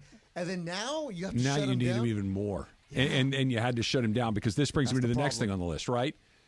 I guess the ultimate fear of Yamamoto was his stuff just doesn't translate to the big leagues. No. That's not true. His stuff is more than good enough. But right after is he good enough was is he big enough? Is he durable enough? Well, less than half a season in, you have to shut him down because he's got a bad arm. He's got a sore shoulder. Now, when he goes, he gets guys out. He has been lights out. That game he pitched at Yankee Stadium a couple of weekends ago was about as good as you could hope for. But here's the problem. When you shut a guy down in the middle of the season and the answer is, when's he coming back? Oh, we don't know. That's terrible, terrible news. It's not... Bobby Miller was, we're going to shut him down for about a month, 6 weeks or so. We'll see. Well, about a month or 6 weeks later, he's back. He's working his way in. When there's no timetable, I get really concerned very quickly. Yeah, and I don't know. I mean, we're still early enough to figure stuff out, but might sound a little dramatic. I don't know the path for the Dodgers if Glasnow and Yamamoto are not completely healthy in that playoffs, in the postseason. Because just after that, I know the trade deadline's coming up and they can make other moves, but Is anybody really going to depend on Clayton Kershaw? That's not going to happen. I think it's more you just got to wait back and see. I'm not telling you that Bobby Miller can't have a good start, but I don't know. I mean, he had one playoff game last year, and clearly it's going to take a second to have success. Gavin Stone is there as well, but that 1-2. The Glasnow Yamamoto, if October 1st starts or that first week in October and they start the playoffs and that's not your 1-2, that path to get into a World Series, it's already going to be difficult as it is. Well, you just said it. You know, it starts game 2 right now. If the playoffs started tomorrow, Stone. Yeah. Stone's your number, and Stone has found money. He's a prospect. He's a guy that they thought that they were going to have, and a guy that maybe would pitch your 4th or 5th, or a guy that could give you a spot start here or there. He's been as good as almost anybody, but this is Alex Wood. This is Tony Gonsolin. This is Kazushi. These guys that had this unbelievable first half of a season, and then the league kind of readjusts to them in the second half, and they become not bad, but much more of what you might think. This guy is not going to go through and lose 2 or 3 games all season and win 17 or 18. He's going to the number will come back to what it's probably going to be, and right now, he's number 2. He needs to be a luxury, not a necessity. Yeah. Yes. There's a reason that scouts, when they go look at games, are, ooh, he's 5'9", 5'10", and they brush you aside. It doesn't matter if you're throwing 100. Tim Lincecum was different. Pedro Martinez was different. There's always the exception, but that's never the rule. It's 6'3", 6'4", and we can build into that and go in it. I never forget. So when I was working for the Angels a few years ago, we used to do a show occasionally down on the field before batting practice and things like that. And every night, the guys with all of a sudden this group of like 7 or 8 guys would come out and start heading down to the bullpen. It was all the relief guys. They were all 6'4", 6'5". Yep. Every last one. It looked like a basketball team, right? And you're thinking, well, of course they are.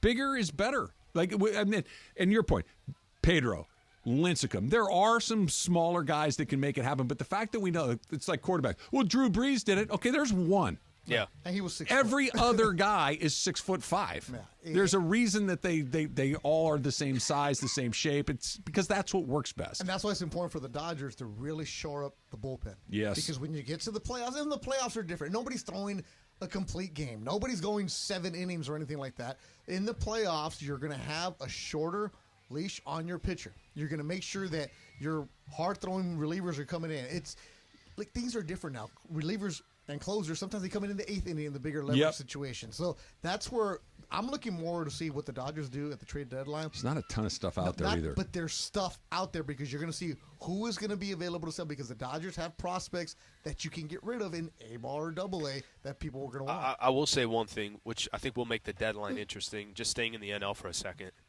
I don't know what teams that are 2-3 games below 500 or 2-3 games above 500 are going to say, guys, this ain't the year. We're not going all in. But there are still so many teams contending in the NL for a wild card spot. How much that drives up the price? How much, like you're saying, Betto, you got to be active. Okay, well, what do you got? 4 or 5 other teams that are active as well. Are the Dodgers? Is it that mindset that before the season started that they said, who cares? We're going after everything, which they did. How much of that do they still do getting closer to the deadline? They got assets that are available for you that are 19, 20-year-old kids that are cheaper. Yeah. And they're cheaper. Yeah. That's the incentive. A middle reliever is not going to command too much. It is a Mandy's Reaction Monday on 710 ESPN, reliving and reacting to everything from Saturday night. Momo's on TV, so we know she made it through. There we go, Momo. She survived. She survived Saturday night. The great Clinton Yates is in the building. He's going to join us next as we continue. Of course, Clinton and Corporate Greg did the red carpet show, which looked fabulous. I joined it. It's still a little fuzzy in my mind, but we'll do that coming up next. And I want to thank one of our partners from Saturday night, the Los Angeles County Department of Mental Health. They, again, helped, if everybody got in the goodie bag, the little foam football, the stress relief football that you could squeeze to relieve stress, right? And thank you for them for all their support here at 710 ESPN and of Mandys 3. So we'll do that. CY coming up next, Trav. Plus a little hot and cold from Mandy's award-winning producer, Emily Hebel. It's straight ahead, 710 ESPN.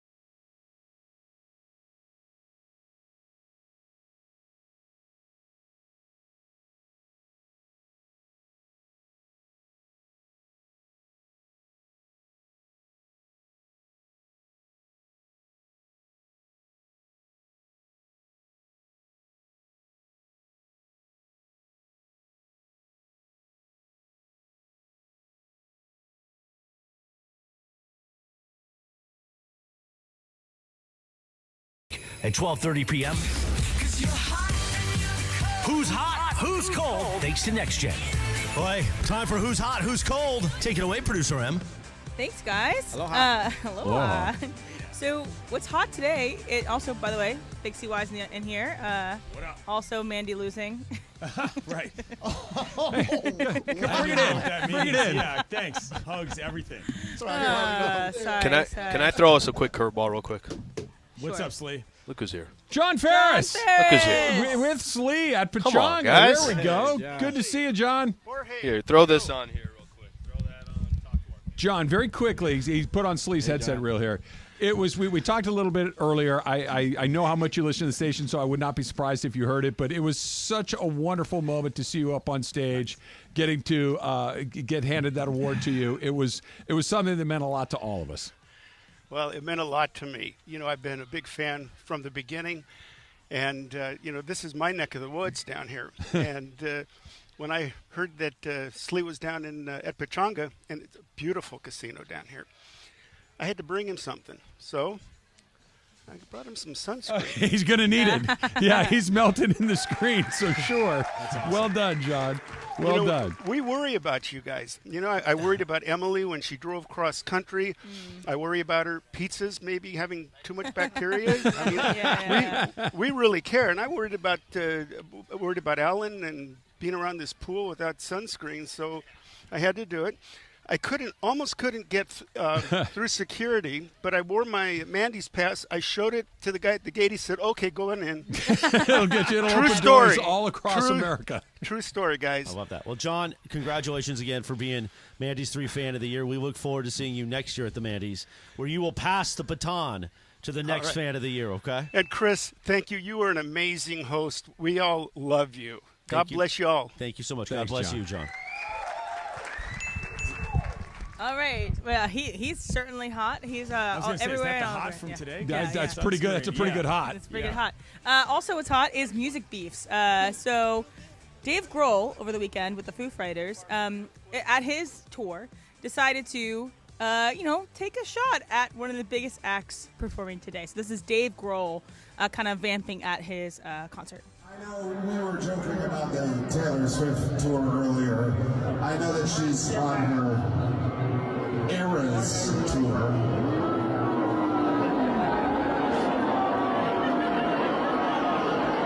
I'm telling you, man, you don't want to suffer the wrath of Taylor Swift. So we like to call our tour the Errors Tour, because I feel like we've had more than a few eras, and more than a few errors as well. Just a couple. That's because we actually play live. What? So he took a last-second shot saying that he actually performs live. Sure. So then Taylor, over the weekend, she's performing in Wembley right now, and she says, every one of my in the middle of her set too. Every one of my band members, every single one of our crew, my band who's going to be playing live for you for 3.5 hours tonight. They deserve this so much, and so does every one of my fellow performers. And just give that to us so generously. We will never forget it. So she was just basically saying, yes, we have live band performers for 3.5 hours, but there is Dave Grohl and her. That's weird to the point of unbecoming, I would say. Yeah. Like, what are you doing? By Grohl? Yeah, like what? That's totally out of your lane. You're already rich. That's strange to me. Is she known at all for ever not performing live? So here's the thing. Here's the juicy stuff. There we go. So almost every pop performer that dances and sings does have a backtrack. They have backup vocals that they sing that is played because you're dancing and you're singing and you have to sound right. So it's a fugazi. The whole thing is a fugazi. It's a tape recorder. It's Milli Vanilli. Remember Milli Vanilli? Yeah. So no, but they it's didn't. not No, hold on. Milli Vanilli didn't.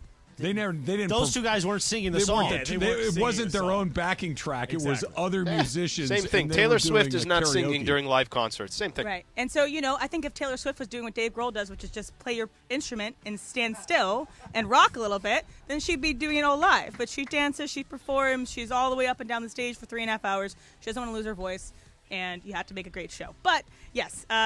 So what do you think about this music piece? Look, I don't know if they know each other, don't know each other, have a relationship, hate each other's guts. Yeah. Here's what I know for sure. Anybody that performs has to be jealous of the arena she's packing, the money she's making, and that they think they're doing it differently but better. In other words, AK live all the time.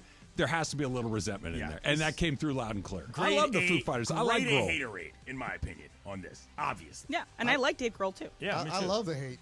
Yeah, I'm with Grohl. I think I'm with music Grohl are on great. this. I'm going to do my research. Yeah, throw all the shade. I thought you were going to go beef like Kendrick and Drake, but not. That's not beef. That's called a funeral. That's what happened. Yeah, you're right. You're right. Yeah, and it Not has been much talked beef about there. throughout the entirety On of this station?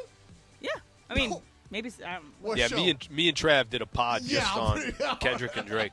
Yeah, I don't know if I'm the person that should be breaking down Kendrick and Drake's Ireland, beef of course. necessarily. I'll be on this week. We'll do it. then. Yeah, exactly. But no, so that's out there, and yes, As a Swiftie, are you offended by it? I think that I just kind of roll my eyes. Yeah, like sure. So brother. yes. Sure, Yeah, brother. she's offended. You heard her. You heard what she said. I The- just- the way you were describing how he performs versus how she performs, you're offended by it. I just think that people, like you said, get jealous and they want to just kind of tear down someone at top. But they also, I would love to see Dave Grohl do the Eras tour, do exactly what she does every night and never cancel a show.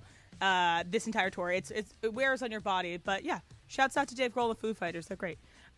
So what's That sounded cold? sincere. You didn't mean that. Yeah, you don't have to add that at the end. Yeah, they're really great. I love wish you the best. Dave Grohl. I love Dave Grohl. So what's cold is pitch clock violations. Okay, so Oh yeah. We just what? talked about this on TV. Yeah. Amazing. So You talked about it to me on Saturday I did. night at the I Mandys. interrupted the Mandys to up. walk over to Trav's table to tell him about this. Pardon me, man. I didn't mean to step on it. good. The Nationals and Rockies were playing, and it was bases loaded, 3-2 count, and I'm sorry, who's the pitcher's name again? Can you tell me? Ryan Finnegan. Ryan Finnegan goes and he has a pitch clock violation, and this is what it sounded like when that happened. No pitch clock violation is going to end the game. Jake Cave scores. Rockies winning 8-7. Finnegan doesn't even argue, just walks off. What a resilient victory for the Rockies. Maybe lost a little bit of the drama with the walk-off pitch clock violation. All right, so is this the way that game should end? Yes. Yeah. Very, very simply because it's one of the. It's not subjective. It's an objective rule, right? Yeah. It's either the clock expired or it didn't. There is no grace period. There isn't style. There isn't any of these things. It's either 0-0 or not. It was 0-0. It's ball 4. The game ends. I'll tell you the most important thing, Slee. Guess how many he has of these on the year? Oof. How about 9? Oh. Dude, get it Really? together. Yes. Yeah. Wow. Dave Martinez, how about you tell your pitchers to speed it up? Like, Yeah. I have zero forgiveness for this Yeah, and whatsoever. you don't have many clocks in baseball for anything. You So have the one. ones that you do, just follow that, and that's all you have to worry about. Yeah. I love the announcer saying, "What a resilient victory." No, the guy just took too long to throw a pitch. The Rockies, that's the World Series. Right That's there. right. But no, you know that, and it's what, June? Yeah. It's not like the first week of April. You've been doing it for a while. You got June 9 is of them. season 2 of this. man. Exactly. Yeah. So do I like it? No. Is the rule?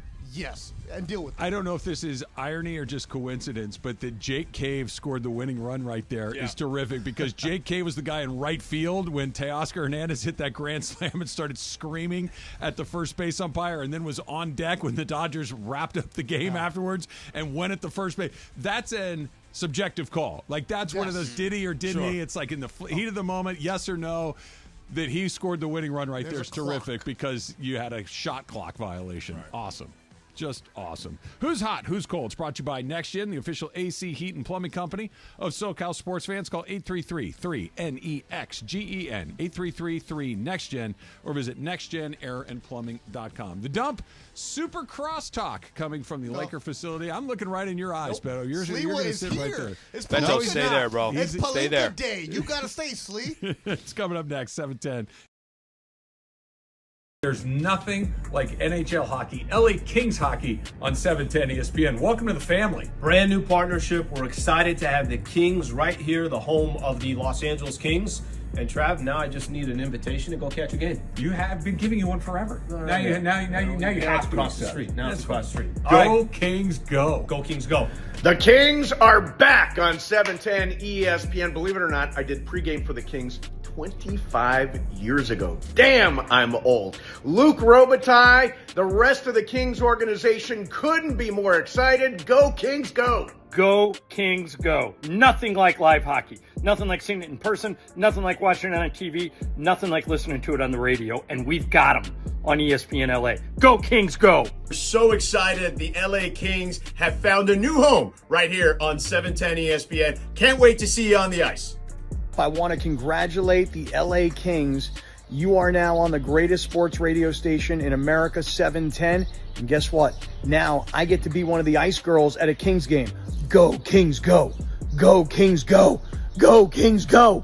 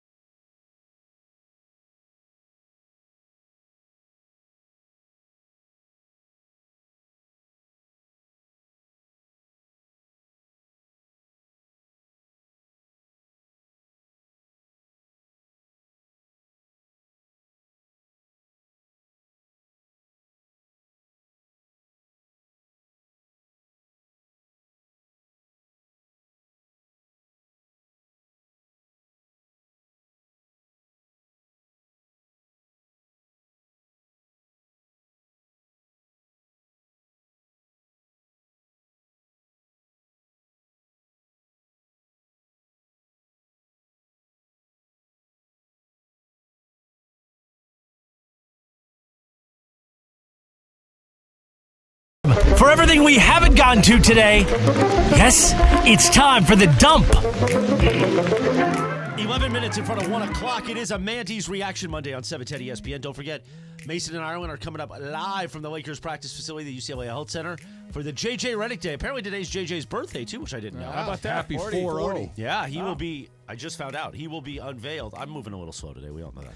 He'll be unveiled as the new Lakers head coach. We will bring you that live at 1:30 p.m. Then Mason and Ireland will talk to J.J. and Rob Pelinka after the show live there at the facility. And don't forget, we're going to talk Mandys with them. They were the big winners. Mason and Ireland show had a strong night. Clinton Yates had a strong night hosting the red carpet show. Yeah. He's in studio with us. And by the way, I am wearing the Norman Legal robe that the great Joseph S. Normand and his luxurious team there, is an understatement here. Yeah, touch that. It's nice and soft. Oh, yeah. And Mimi and his team over there, they presented these robes to me on Saturday night on stage. I had to take it off because it was hot under the lights. But also, 2 great listeners got to go home with the Normand Legal Bubble and Spa package and got these robes too. Ooh. So thank you to the law offices of Joseph S. Normand. They sponsored our voting page this year. They were part of the Mandys. 213-747-2000. 213-747-2000. Injury attorneys you can trust. Para la familia. It's like family over there. Thank you, Joseph. So, I got to say, last Mandys, the post-game activities, I was hanging out with Slee. We might have taken the elevator to the top floor. There was some good fun that happened. This year, didn't have it in me. I had been on the road for 2 weeks, hung out with the COT a little bit, and then I went back to the room.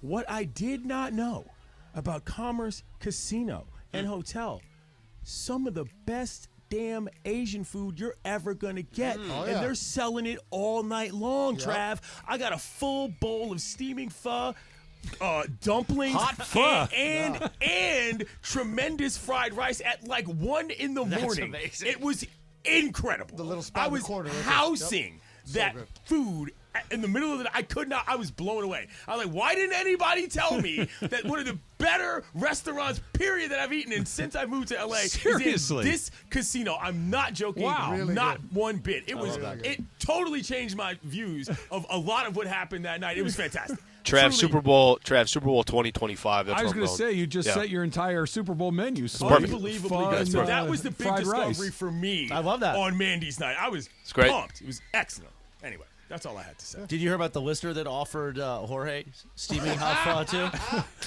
No, but I did see a listener get, let's just say, excused because he was doing too much. I did see that as well. Oh, I heard that was in the post game, right? Well, it was before the post game. It was close to. Let's just say it was a fourth quarter ejection for somebody. Yeah, Ooh. did not go. Two well technicals, or just one foul? This was one flagrant foul. Roja directa, Got it. as we Got say it. in the soccer. He's out of here. Yeah, Yep. gotta go.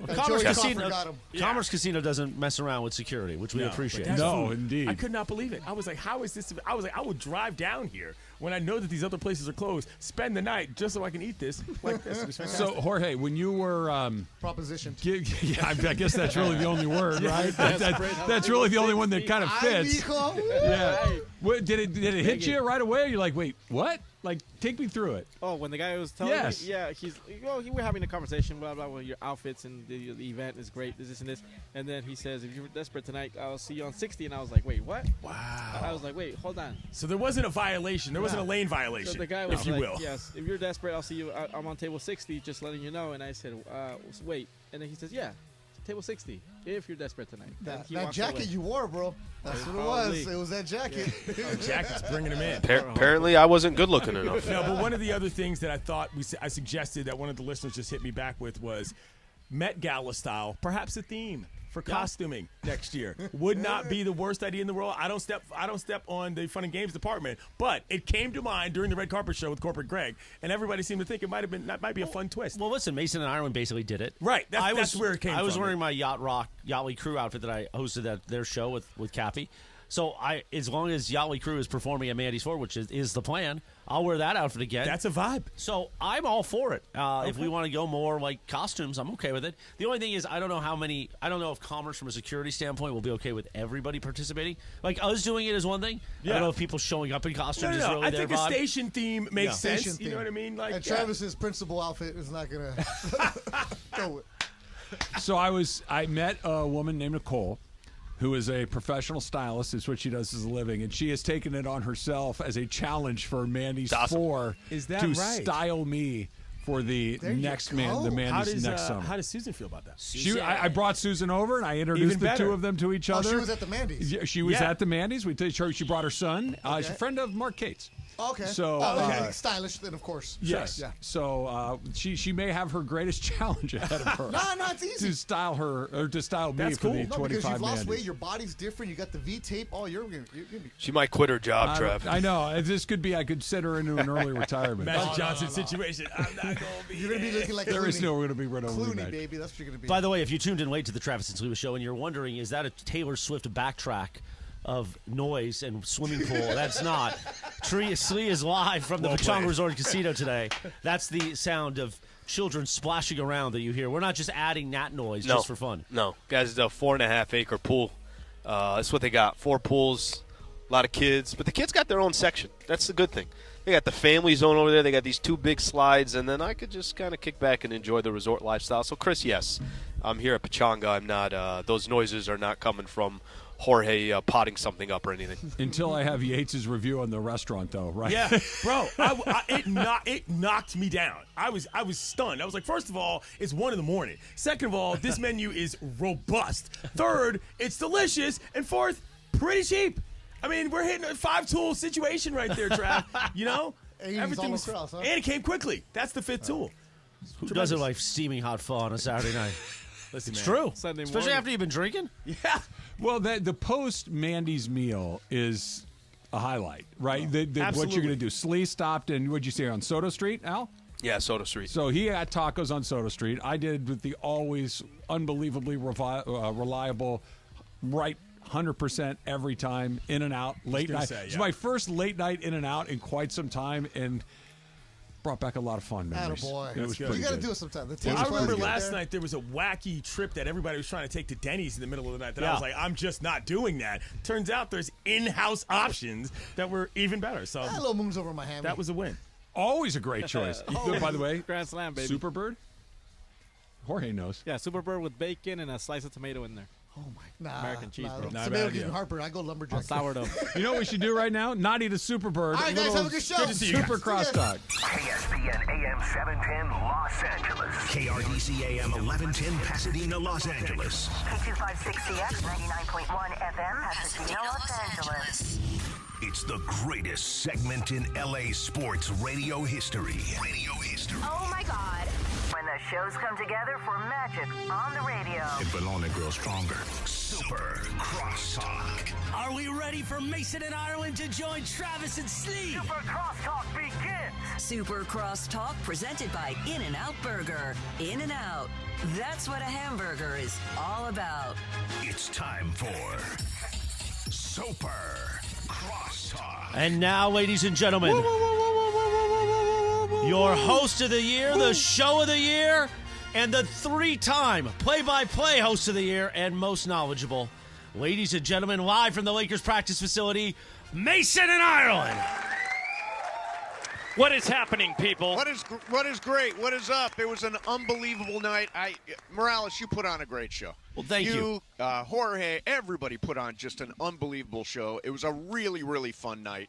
At some point, it felt like, well, first of all, apparently we have been on the station 20 years. I hadn't heard. 20 years, guys. 20 years you did guys not have been there. know that at all. Did that come up? I didn't notice. No, at some point somebody may have mentioned it. Chris, I'm very glad to hear you and see you today. I texted Morales on Sunday, and he texted me right back. I was shocked by that. I thought you would be hibernating like a bear for about 72 hours after that performance. That was I think awesome. that's going to start about 6 or 8 hours from right now. Yeah, that starts at 9 p.m. tonight. It's going to hit the wall in a while. Huh? But I was hydrating I was happy to feverishly. see Emily win. Yes. How about Emily winning? Yes, indeed. My two favorite Mandys, well, there were 3. Yeah. Emily, I thought was great. I love the fact that Brian Cohen won. Yep. Yes. Great.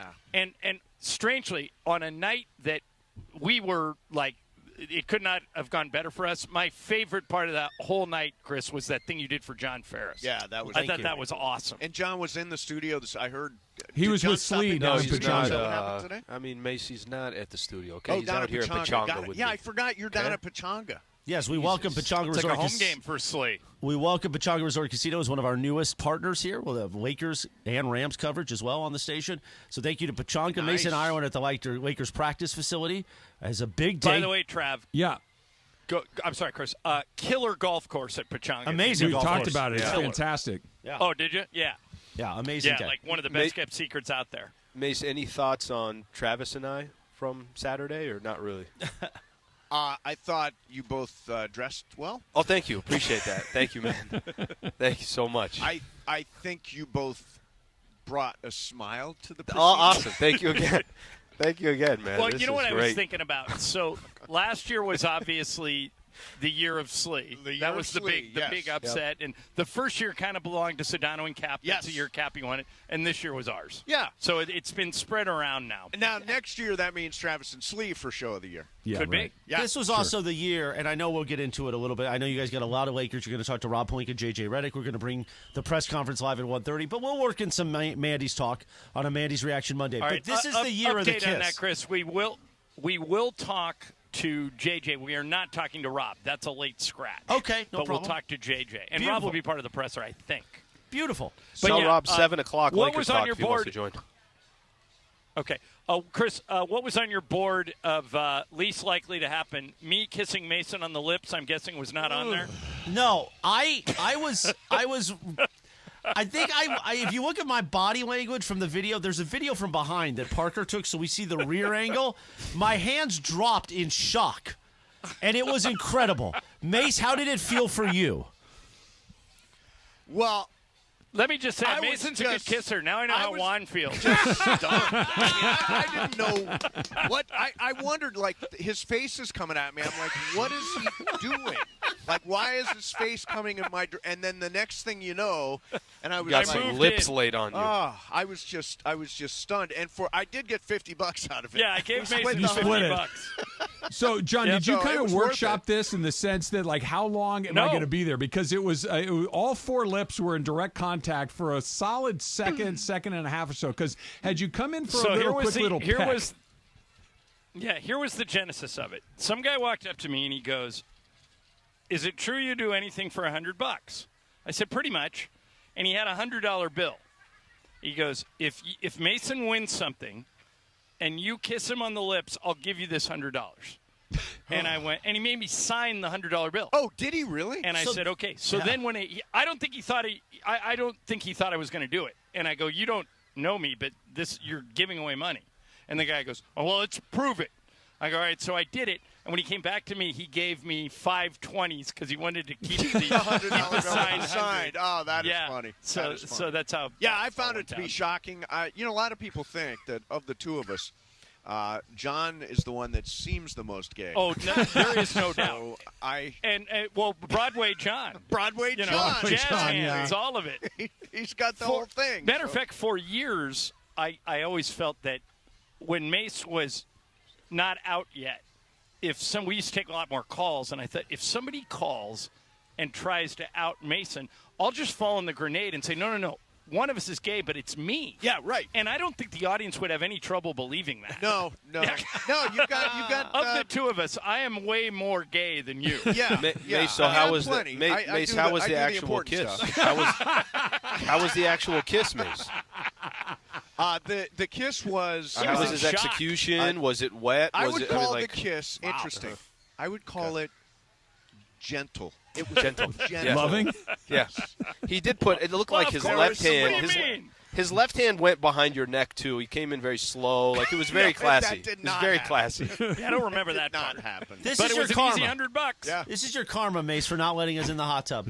John paid you back. Yeah. That was your penalty. Are we? Yeah. It's the first post Mandy's mention of my hot tub. How many of those are we going to get? Yeah, we got until next 364 odd days or so left to get there. So a lot of times when somebody will win a championship or an MVP or something like this, it takes them a while for it to sink in and what does it mean to them, and they can articulate it in an effective way.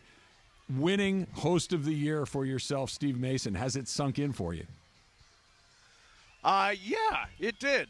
I actually, when I was I hung out a little bit. I don't know if you guys hung out a little bit after the party, but people were just, they were great, really fun. It started to sink in as I got into a Uber and I started going home, and I was like, wow, I know how Cappy felt in year 1, and I know how Slee felt in year 2, and it's actually a very nice feeling. And I said this during my speech, and I mean it. The last 18 years I've been with Juan. If it were not for Juan, I would not have lasted 20 years at ESPN. He literally holds everything together, holds my world together to a great degree. So my biggest thank you was to Juan. But it was a very nice feeling. It was nice to have a night for the show and for Brian, and I really enjoy the Mandys, especially because it does feel like everybody that shows up, all the hardcore people, are just they are family. I mean, we know all these guys. We see them at all of our events. We know them by name. I mean, you were there for Radio Michael fan. Abdul did the thing with the T-shirts. Unbelievable. One shirt on after another. It was like genius. The time and effort and the care and the engagement, as Morales would say, that people have for the station and the shows is really, really amazing. Did you guys get a chance to receive a Morales bobblehead? There was a limited edition that were going around at the actual awards show. I got one. I don't know where the other two went. Did you guys get one? I got mine. Okay. No, somebody showed me one, but I was not given one. I got one. Okay. I got one. Did you smash it yet? I've not smashed That's what it yet. I thought. Yeah, I thought kind of like Dave. You know, I'm gonna wait that's for, why they I'm were, gonna Chris, wait I don't know till if you Dave got Roberts this wins part the of World it. Series. They were given to us as to smash revenge for the Dave Roberts thing. Right. Okay. But I don't know. I was given one as well, and then I think, I was not in a great. I was having a good time, but I was a little tired, if you will, at the end. So I didn't retrieve that, and Cody helped. Hammered. Yeah, exactly. Cody helped pack up all my stuff. So that one I think a listener took. But Radio Michael DM'd me and told me he's got 2 more. So we're definitely going to have one in studio, and maybe, just maybe, if they win at all, I will smash my own bobblehead. Maybe, just maybe. That is brilliant. But they did, by the way, those bobbleheads did you a huge favor, Chris. Body type. No, I think there was a little Ponzone on there, right? There's a little Ponzone on there. No, not much. Not much. much. That's not a skinny much. dude. Not much. Yeah, That's body a skinny type was dude. like Bottle- 6'2", the glasses, 6'2", 175 the was the beard, body type. The hat, A+. I once was 6'1", 175, but that was a We're not long. going to do the 6-foot thing again. Really, Trav? We're going to go there after we've had a nice show together. We don't go anywhere. It's not. It's like the It shot has been a clock good show. I've violation. been listening to a lot of this It's stuff. just a matter of measuring. Nevertheless, congratulations. It was definitely a Mason and Ireland year. You guys deserve it, the Hall of Famers. And here's the thing, and I've been saying this because a lot, again, people want who they vote for to win, and people throwing out rigged and all this stuff. Here's the thing.